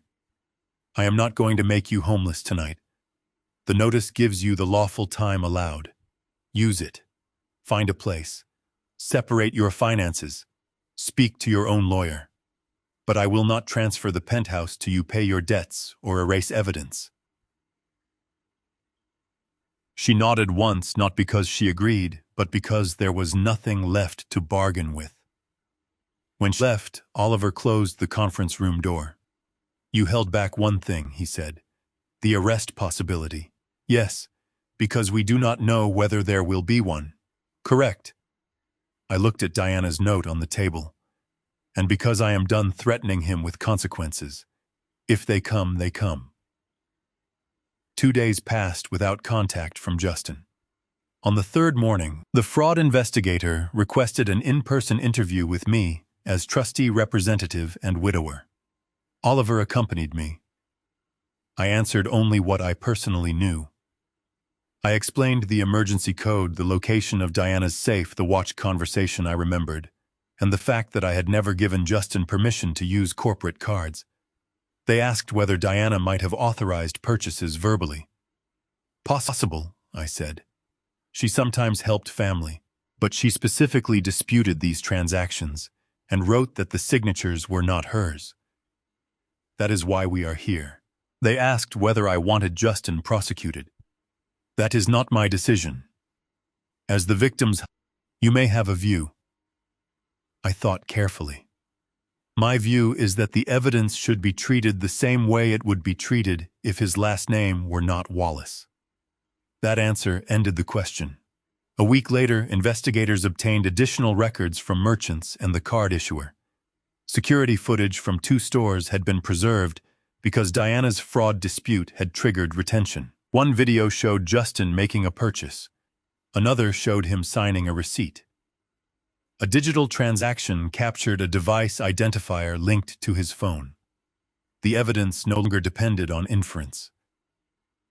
Oliver called me late in the afternoon. They obtained a warrant. I sat at Diana's desk. For arrest. Yes. Multiple counts are being presented. The exact charging decision is with prosecutors. I closed my eyes. There was no triumph. Only wait. When I do not know, and they will not coordinate it with us. Good. John, are you all right? No, but I am clear. That night I slept in the small room beneath the farm. At dawn I woke to a message from Lauren. Please call me. Police are here. I did not call immediately. I read the message again and looked at the time. 6:12 in the morning. Another message arrived. They are arresting him. Then a third. John, please. I called Oliver first. He had already received notice through the legal channel that the warrant was being executed. He did not know the details from inside the penthouse, reason to interfere. Do not go there, he said. I was not planning to. If Lauren calls, tell her to get independent counsel. Do not discuss the evidence. Understood. When I finally called Lauren, she answered on the first ring. Her breathing was uneven. They put him in handcuffs. I sat down. I am sorry you are going through that. They searched the study. They took his laptop. They took his phone. They have boxes. John, they are taking boxes out of the apartment. Do not touch anything they have identified. I am not touching anything. I am standing in the kitchen. She told me she had already tried to carry 2 packed cases toward the elevator. Building security stopped her before she reached the lobby.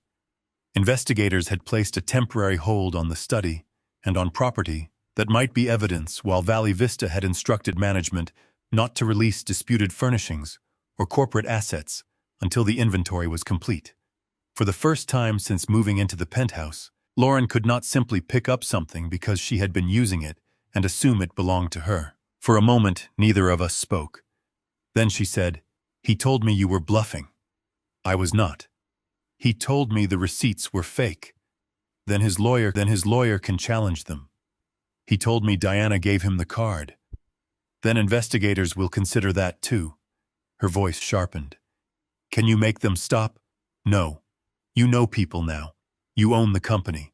Oliver is connected. There has to be something you can do. There is not. And if there were, I would not obstruct an investigation. She began crying. What am I supposed to do? It was the same question Justin had asked in different forms for weeks. What am I supposed to do if someone else does not rescue me? Call your lawyer. Protect your own records. Tell the truth. And the apartment. Even then, the apartment remained in the sentence. The vacate notice still stands. You are doing this today. The notice was served before the arrest. The schedule has not changed because of it. I cannot handle both. I understand. No, you do not. I almost reminded her of the rain, the taxi, the barn, and my bags on the stone floor. I did not. She already knew. Repeating it would turn pain into performance. Use the time in the notice, I said. Take only property that is clearly yours. If there is a dispute, document it and let counsel resolve it. She was quiet. Then she whispered, he ruined everything. That was the first time she placed responsibility on Justin rather than me. It did not make her innocent. It did show that the structure between them was collapsing. Lauren, whatever happens next, do not make the same mistake he made. Do not lie to save an image. She hung up without answering. By noon, the arrest had become public enough that Justin's former company issued a brief statement saying he was no longer employed there, and that the alleged conduct was unrelated to its operations. I did not read the online comments. I did not search his name. The spectacle belonged to strangers. The facts belonged to us. Oliver came to the farm that afternoon with the final possession schedule for the penthouse. The default process is moving, he said, because the occupancy right has been terminated and no injunction was granted. Valley Vista can recover possession according to the notice date. Any chance the criminal case delays it? Not automatically. They are separate matters, but we should preserve anything investigators identify as evidence. Of course. There is also the contents inventory. He placed a thick packet on the desk. Diana had documented nearly every significant item in the penthouse that belonged to Valley Vista. Furniture, artwork, electronics purchased by the company, even certain kitchen equipment. Personal clothing and clearly personal items were excluded. Anything disputed would remain in place until ownership could be verified. I remembered Lauren asking whether she could keep the furniture. How much of the place is actually theirs? Less than they think. That sentence summarized their entire problem. The recovery date arrived 12 days later. Justin was out pending proceedings under conditions set by the court. I learned that from Oliver, not from Justin. He had not called me since the arrest. Lauren had sent one short email through counsel listing items she claimed as personal property. Most were ordinary clothing photographs, cosmetics, a few pieces of jewelry gifts, and some furniture she said her family had purchased. Valley Vista did not contest items supported by receipts or clear evidence. I wanted the process clean. I did not attend the initial inventory. I went only on the final morning after Oliver told me a dispute had stopped the handover. The private elevator opened into the same lobby where my bags had landed weeks earlier. For a second, my body remembered before my mind did. The stone floor, the closed steel doors, the sound of rain waiting outside. My bags were not there now. Several sealed boxes were. A building security officer stood beside them. Lauren was in the doorway of the penthouse wearing jeans, a sweater, and no makeup. I almost did not recognize her. Justin stood behind her in wrinkled clothes thinner than before. His expensive jacket was gone. No one spoke when I stepped out of the elevator. Oliver came from the living room holding the inventory list.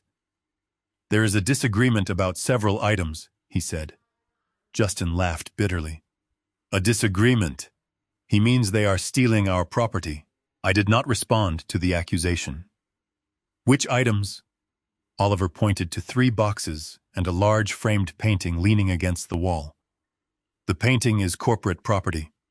The electronics in the first 2 boxes were purchased by Valley Vista. The 3rd box contains mixed items and needs review." Lauren said, "The television was in the apartment when we moved in. We have been using it." "Use is not ownership," Oliver replied. Justin stepped forward. "Do you hear yourself? You are inventorying a television while your son is facing prison. The criminal case is not why we are here. Everything is why we are here." He looked exhausted. "You could stop the foreclosure. The occupancy has already terminated. You could reverse it." "Why?" The question seemed to offend him. "Because I am your son. That relationship did not stop you from using Diana's card." His eyes moved toward the security officer. "Do not discuss the case here. Then do not use being my son as a legal argument." Lauren sat on one of the boxes. "Can we just finish this?" There was no arrogance in her now, only fatigue. Oliver reviewed the disputed box item by item. A set of silverware had been Diana's and remained with the property. Lauren's wedding gifts were released. 2 tablets belonged to Valley Vista. A camera belonged to Justin. A decorative sculpture had no receipt and was listed in Diana's inventory, so it stayed. A set of framed photographs was personal and went with them. The process took less than 20 minutes. Justin hated every second of it because there was nothing dramatic to fight. No one yelled. No one insulted him. Paper decided what belonged where. When the last box was cleared, the security officer asked whether they were ready to surrender the access cards. Lauren handed hers over immediately. Justin kept his in his fist. "This was Mom's home," I said. "She wanted me here. For as long as you followed the agreement. You keep hiding behind documents. Documents are where she put her decisions because she knew people would argue after she was gone." He looked at the card in his hand. "You always took her side." The accusation surprised me. "No, For years I took yours more often than I should have. He looked up. What is that supposed to mean? It means when she said you were spending too much, I told her you were young. When she said you treated gifts like obligations, I told her you would mature. When she worried you measured success by what people could see, I said ambition was not a crime. I kept translating your behavior into something kinder, because I wanted to believe the best of you. His face tightened. So now you think the worst.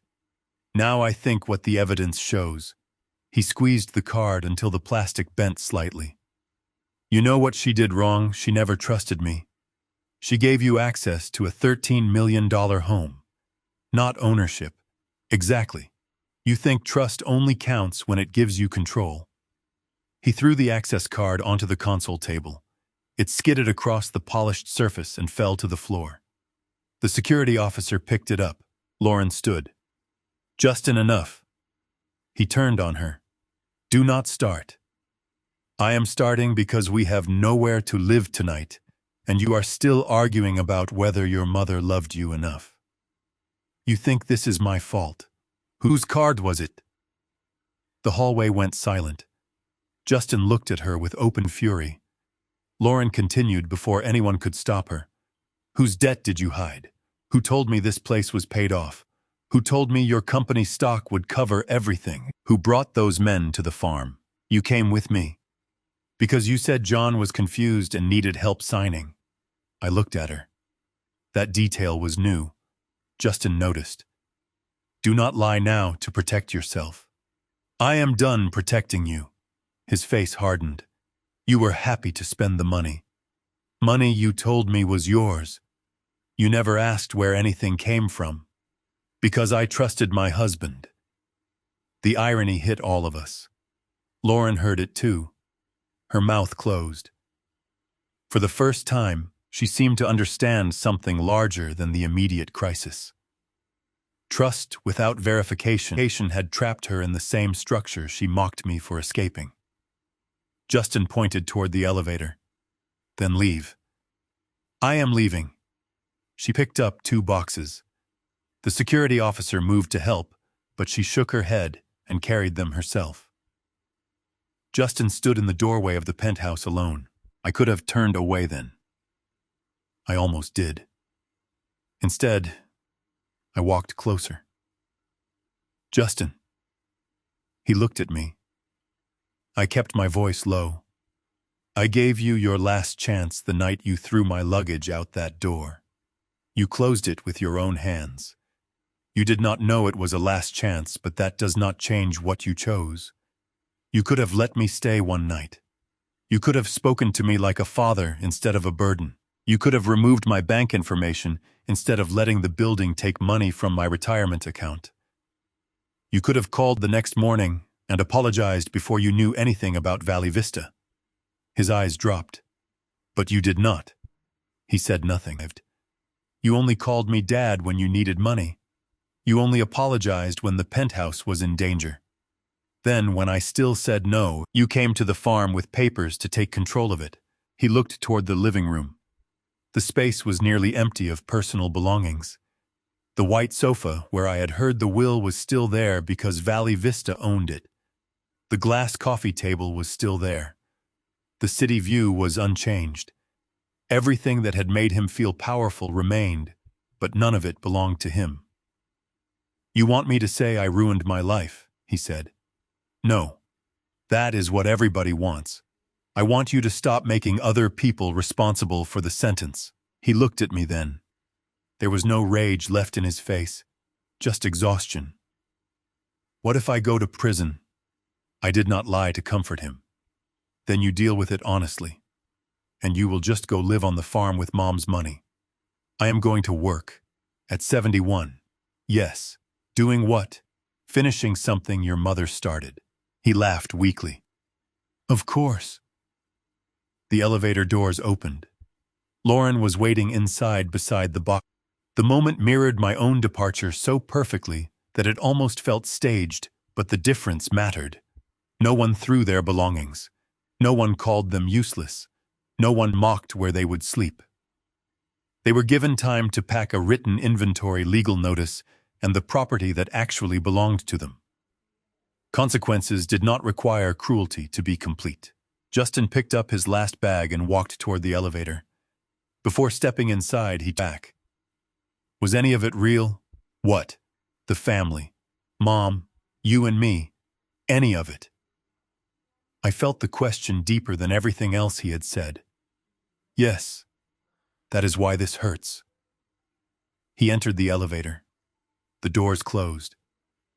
I did not feel victorious. I felt older. Oliver and I remained in the penthouse only long enough to complete the possession record. Building management changed access permissions that afternoon. Valley Vista arranged minimal maintenance and security. I did not move back in. I could have. The company controlled the property. The rooms still held 10 years of memories with Diana. But the place no longer felt like home. Too much of our last chapter had been converted into a symbol for other people's expectations. I returned to Old Valley Farm that night. The rotten barn looked exactly as it had the first time I arrived. We had not repaired the exterior yet. Diana had intentionally preserved the disguise, and I had decided to leave it until I understood the facility completely. Inside, the underground office waited with its steady lights. I sat at her desk and opened the final research folder I had not yet read. It contained plans for a project Diana never finished. The title was simple: Valley Water Resilience Initiative. The proposal combined several of her patents into a low-cost irrigation platform designed for small farms that could not afford expensive commercial systems. Her notes were filled with practical questions. How cheap can we make the sensor housing? Can local technicians repair the pump controller without proprietary tools? What happens if connectivity fails? Can the system work on farms too small to attract major investors? This was not a luxury project. It was the opposite. Diana had spent years building technologies worth millions, and near the end of her life, she had been trying to make them affordable to people who would never appear in financial magazines. A sticky note marked the final page. John will understand why this matters. I sat there for a long time. She was right. My father had grown vegetables on rented land when I was a boy. We lost crops to dry summers because irrigation equipment cost more than we could justify. I had spent my adult life around warehouses, freight schedules, broken machinery, and people who repaired things because replacement was too expensive. I understood exactly why a system that could be fixed with ordinary tools mattered. That was the first moment Valley Vista stopped feeling like Diana's secret and started feeling like a responsibility I could actually carry. The weeks immediately after the penthouse handover were not peaceful. They were simply quieter than the weeks before it, and I learned there is a difference. Silence does not mean a conflict has ended. Sometimes it means the conflict has moved into documents, interviews, deadlines, and decisions that no longer produce shouting. Valley Vista had to separate every dollar connected to Justin from the rest of the company. Diana had built careful accounting controls, but years of family access had created small overlaps. Some were harmless: a streaming subscription charged to the Penthouse account, a storage unit containing old household items, a vehicle insurance rider that should have been terminated. Others were more serious because they involved disputed purchases or corporate funds that might later be evidence. Oliver and I created one rule for the review: nothing would be hidden to protect the family name, and nothing would be exaggerated to punish Justin. That rule mattered when the internal audit found transactions we had not seen before. One involved a furniture deposit made with Diana's card, but canceled before delivery. Another involved a hotel booking, where Justin's name appeared as a guest, but the charge had later been reimbursed from his personal account. A third looked suspicious until records showed Diana had explicitly approved it as a birthday gift. Each time we removed it from the fraud file. "This is slower," I told Oliver after another morning spent sorting receipts. "It is supposed to be slower," he said. "Accuracy is slower than anger." I wrote that sentence on a yellow note and stuck it beside Diana's computer. Accuracy is slower than anger. It became useful because the more the case developed, the more people around us wanted a simple story. Some assumed Justin had stolen everything he ever received from his mother. That was false. Diana had given him many things willingly. Some assumed Lauren had planned every fraudulent charge. We had no evidence of that either. Some assumed I had always known about Valley Vista and had been waiting for revenge. The access logs disproved it. The truth was complicated enough. It did not need decoration. Investigators eventually asked Valley Vista to provide a complete timeline of card access. We reconstructed it from the safe logs, merchant records, travel calendars, and Diana's medical schedule. Several disputed purchases occurred while she was receiving treatment, and physically could not have been at the stores where her name appeared on receipts. One charge was made less than an hour after a nurse had documented that Diana was asleep under medication in a hospital room. That detail was the hardest for me to read. I had been sitting beside her that afternoon. I remembered the room, the hiss of oxygen, the paper cup of coffee cooling near the window. Justin had texted me that he was too busy to visit that day. At almost the same time, a card issued in his mother's name was being used across the city. I closed the file and walked outside. The farm was windy. Dry grass moved in long waves beyond the test plots. I stood there until the anger passed enough for me to think clearly. When I returned underground, I did not ask Oliver to add emotional language to the referral. I signed the timeline exactly as documented. That was the kind of man I wanted to be when this was over. The criminal process also forced us to examine the watch Justin had worn. The serial number matched the purchase record. It was eventually surrendered as property connected to the disputed transaction. I never asked to keep it. I did not want it displayed in a cabinet as a trophy of his failure. After the legal process, its value was credited toward restitution. The same happened with several other recoverable items. Luxury objects became numbers on a restitution schedule. That was appropriate. Their emotional power disappeared the moment they were converted back into what they had always been, property purchased with money that was not his to spend. Justin's attorney contacted Oliver more than once, seeking a global settlement that would combine the civil property dispute with the criminal allegations. Oliver refused to blur them together.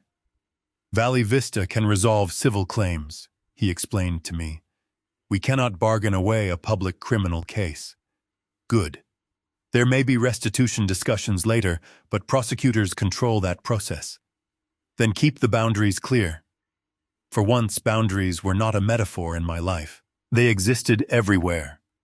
Property lines around the farm. Contract lines around the penthouse. Legal lines between civil and criminal matters.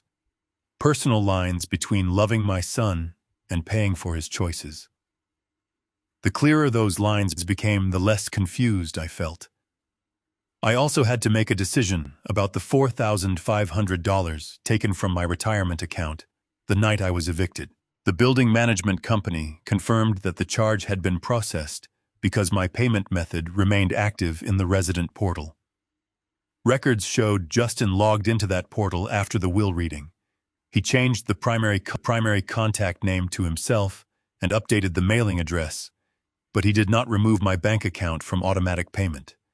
Whether he deliberately intended the charge to hit me could not be proven from the login record alone. I did not need to prove motive to correct it. Valley Vista reimbursed the payment as part of the property accounting, and the building reversed the charge after Oliver provided the transfer documents. I returned the reimbursement to my retirement account. It was not a fortune compared with the numbers I now managed, but it mattered to me more than many of the larger sums. That money was mine before I knew about Valley Vista. It represented years of work before anyone called me chairman, trustee, or owner. Restoring it felt like closing the exact wound that had followed me down the dark highway to the farm. Then came the question of my own compensation. Valley Vista's governance documents allowed the controlling principal to receive a substantial annual management payment. Oliver showed me the figure. I refused it at first. "I already have more than I ever expected," I said. "That is not the point," he replied. "If you perform work for the company should account for that work honestly. Refusing compensation can create its own distortions." I thought about how often I had sacrificed without keeping score, and how easily sacrifice had become invisible to Justin. So I accepted a reasonable salary based on the work I actually performed, not the maximum the documents allowed. The rest stayed in the company. That choice changed something in me. I stopped thinking of money as proof of generosity or greed. Money was a tool that needed rules. Without rules, people turned it into a language for love, power, guilt, and status, until nobody remembered what was actually being exchanged. Diana had understood that. The trust was not cruel. It was precise. During those months, I also reviewed every ongoing payment Diana had quietly made for family purposes. There were fewer than I expected. She had helped Justin with education costs years earlier, covered one medical bill, and made a documented loan to his company that he had repaid. She had not been secretly funding his adult lifestyle the way I sometimes had with small gifts and emergency help. Her generosity had terms. Mine usually had hope. I began to see why she had worried. When Justin was younger, I often stepped in before he had to feel the full result of a bad choice. A late bill became a check from me. A failed plan became another month in our guest room. A business setback became extra cash I told myself was temporary. None of those acts created the man he became by themselves. He made his own choices. But I had sometimes made irresponsibility less expensive than it should have been. That realization did not become self-blame. It became instruction. At the Institute, when we later designed grant programs for small farms, I refused to create funding that had no accountability. Applicants received support, but they also had reporting requirements, maintenance plans, and training. Help without responsibility was not help. It was delay.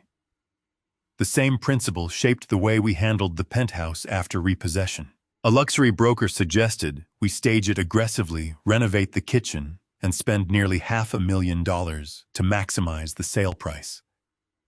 The old version of Justin would have loved the proposal because it made the property look more impressive. I asked a different question. What return do we realistically get for every dollar spent? The answer was uncertain. So we made only repairs necessary to protect value, cleaned the property, preserved its best existing features, and waited for a sound offer.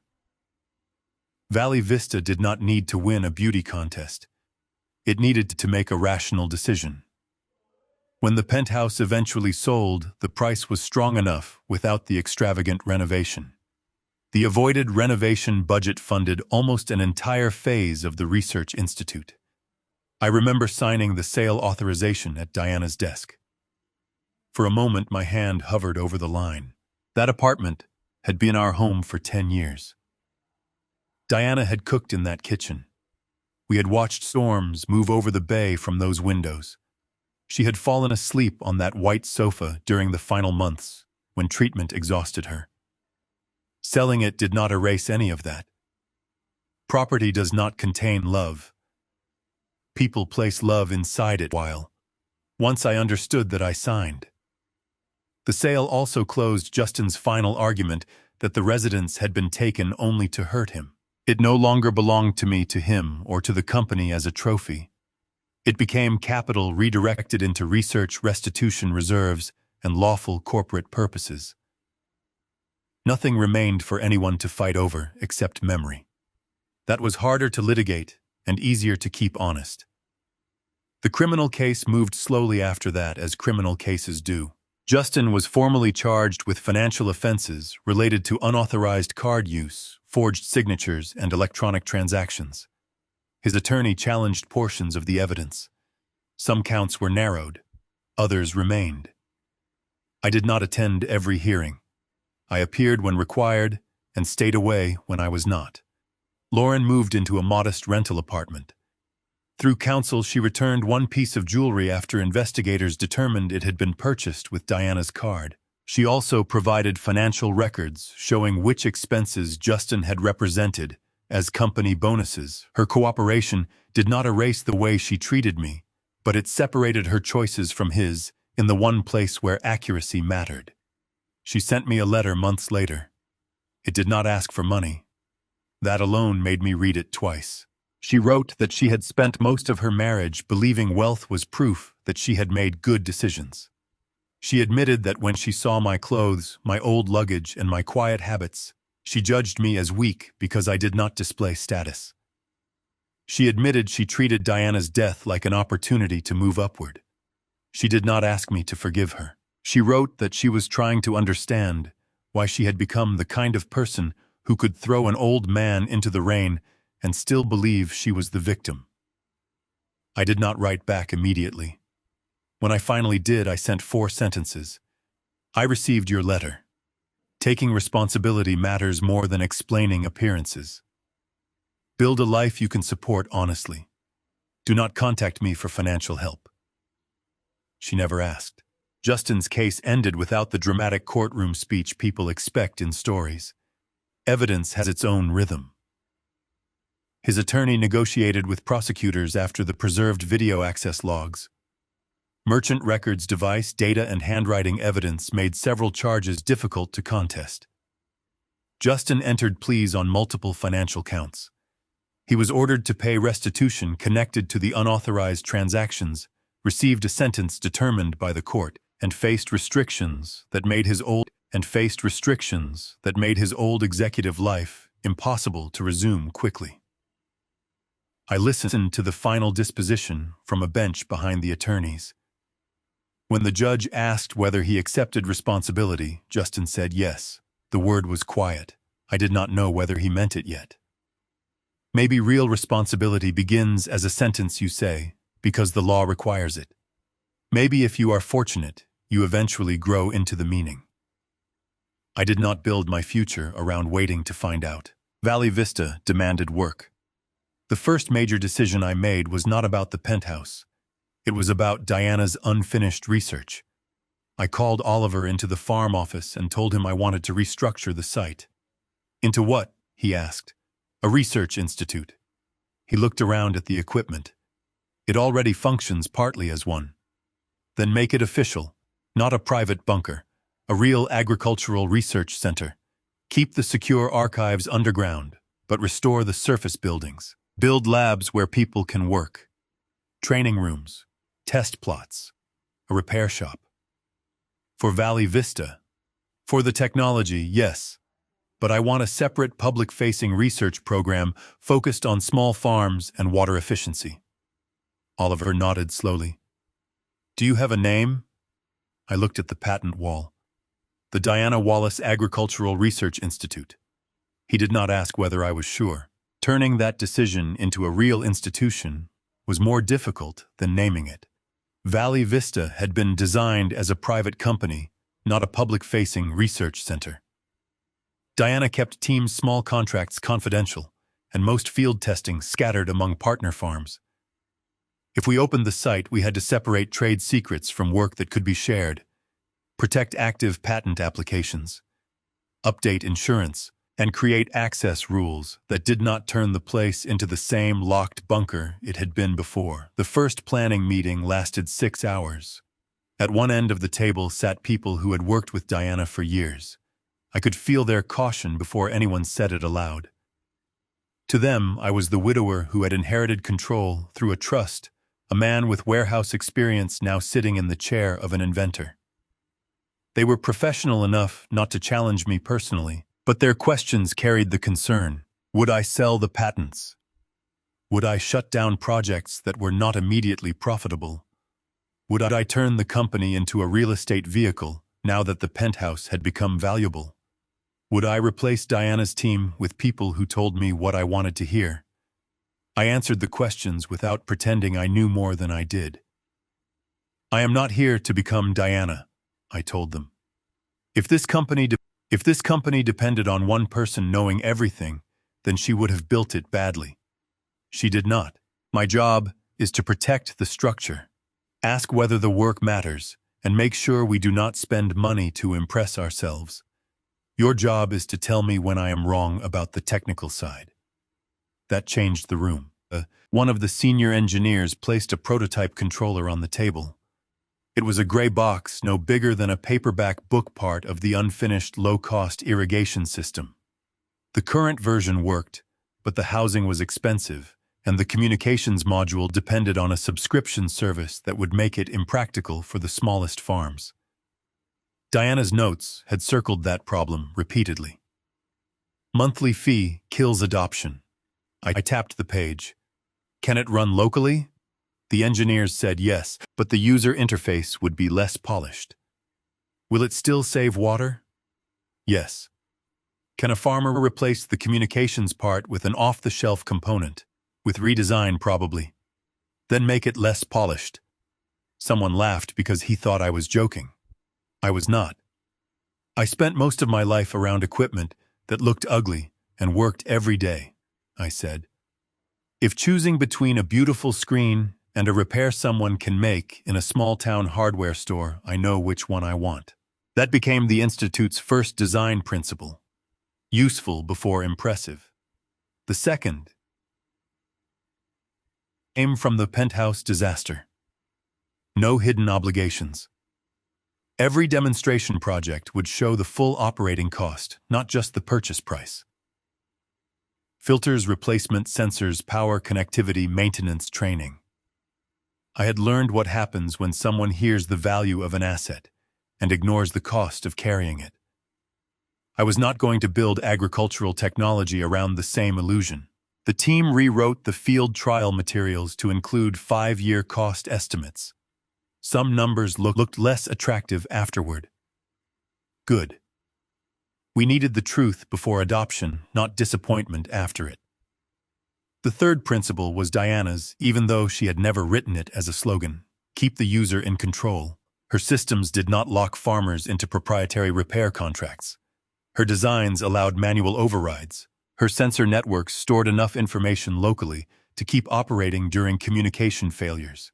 She had spent years resisting investors who wanted recurring fees attached to every device. Reading those records made me understand something about her secrecy I had missed before.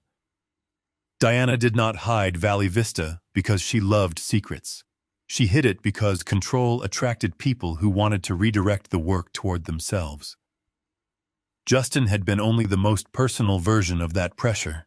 So when one potential buyer offered a large sum for exclusive rights to the unfinished irrigation platform, I refused. The offer would have given Valley Vista quick money and transferred the design to a company that planned to bundle it with a mandatory service contract. On paper, the sale was profitable. In practice, it would have made the system too expensive for the people Diana designed it to help. Oliver asked whether I wanted more time to consider. No. It is a substantial offer. Then they can afford to hear no. We kept the rights. That decision cost us an easy payday and earned something more useful: trust from Diana's team. After that, they stopped treating me like a temporary custodian. They began bringing problems to me before they became emergencies. I did the same with them.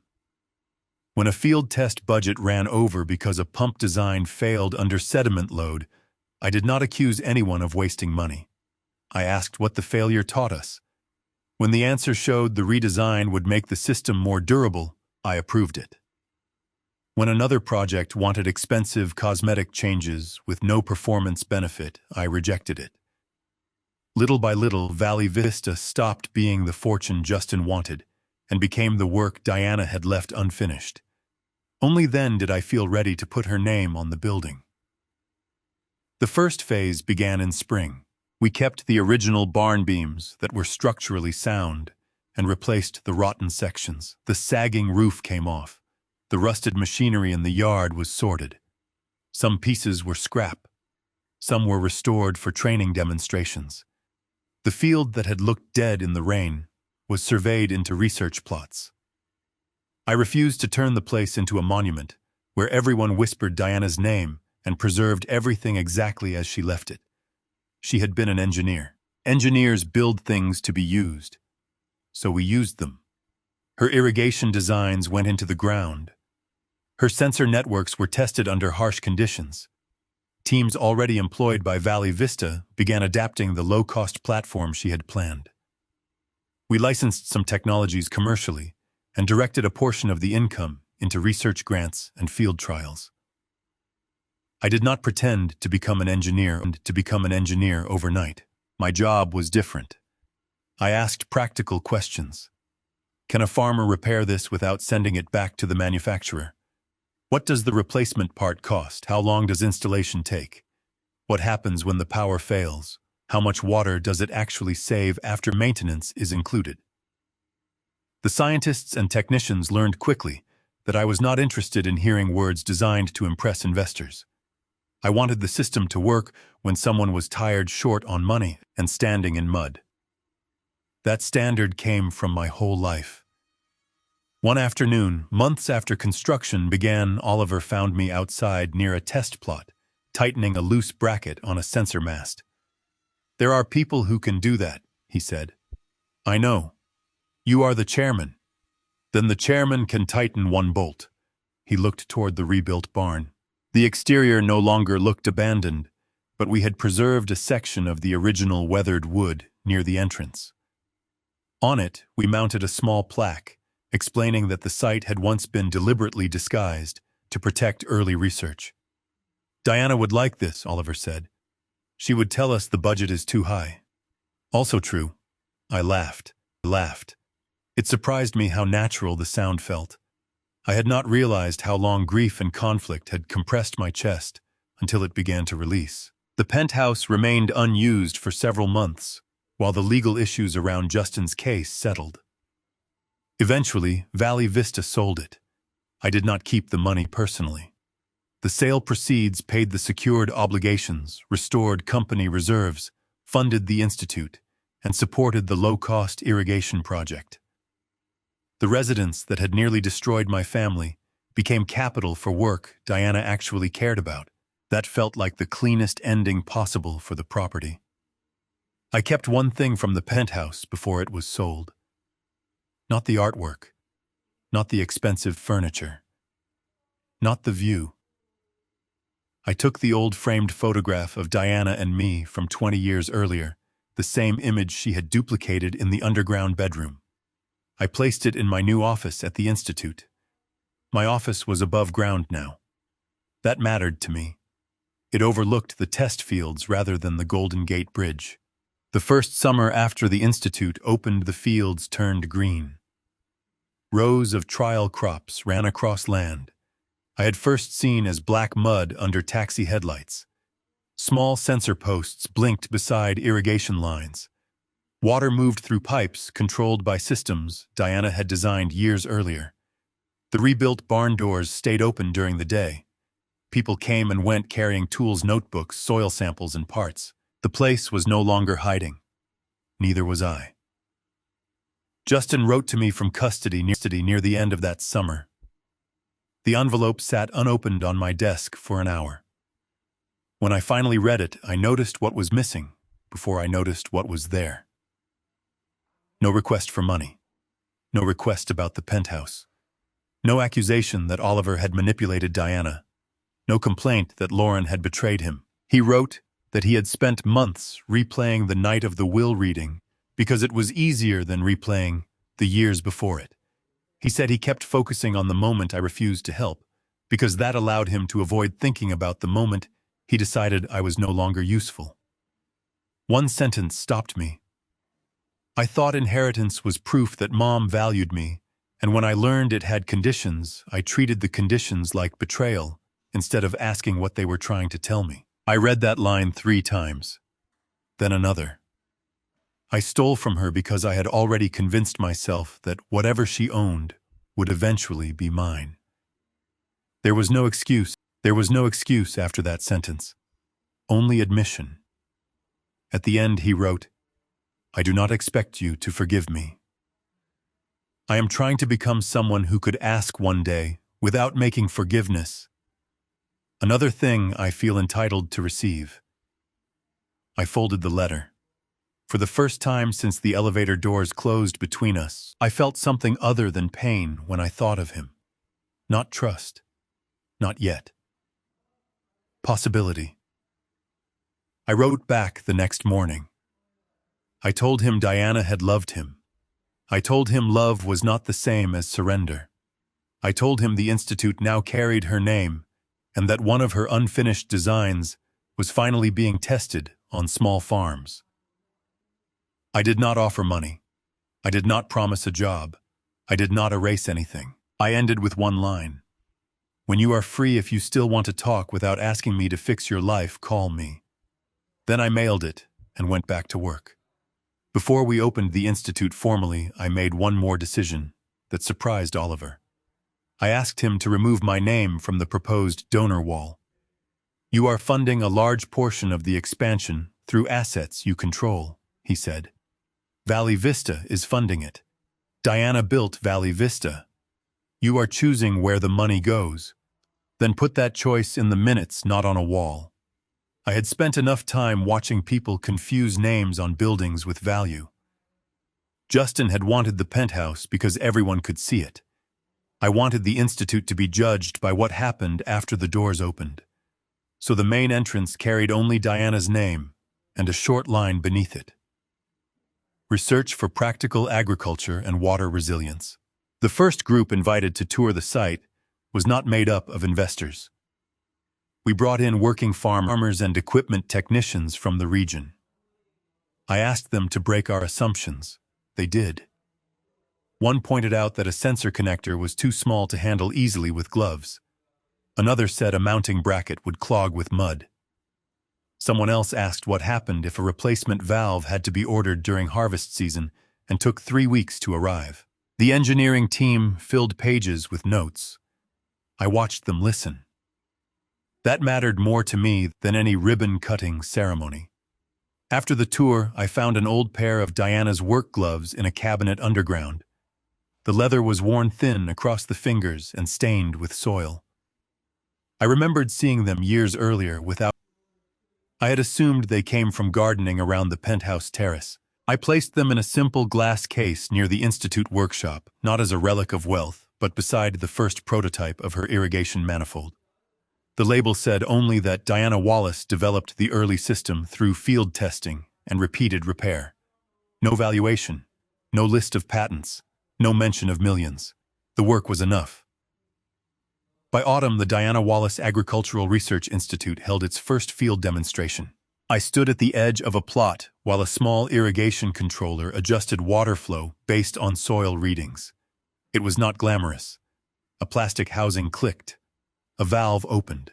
Water moved down a line in a measured pulse, but the system used less water than the standard setup beside it. That was the point. Oliver stood a few yards away speaking with members of the Valley Vista team. The old lawyer looked strangely comfortable in work boots. As the sun lowered, the visitors left one by one. The field became quiet. I stayed. The sky turned gold over the hills. The rebuilt barn cast a long shadow across the ground. Behind me, beneath layers of steel and concrete, Diana's original office still held the first documents that changed everything. Above ground, the Institute lights began switching on as the evening staff finished their work. I thought about the word Lauren had used.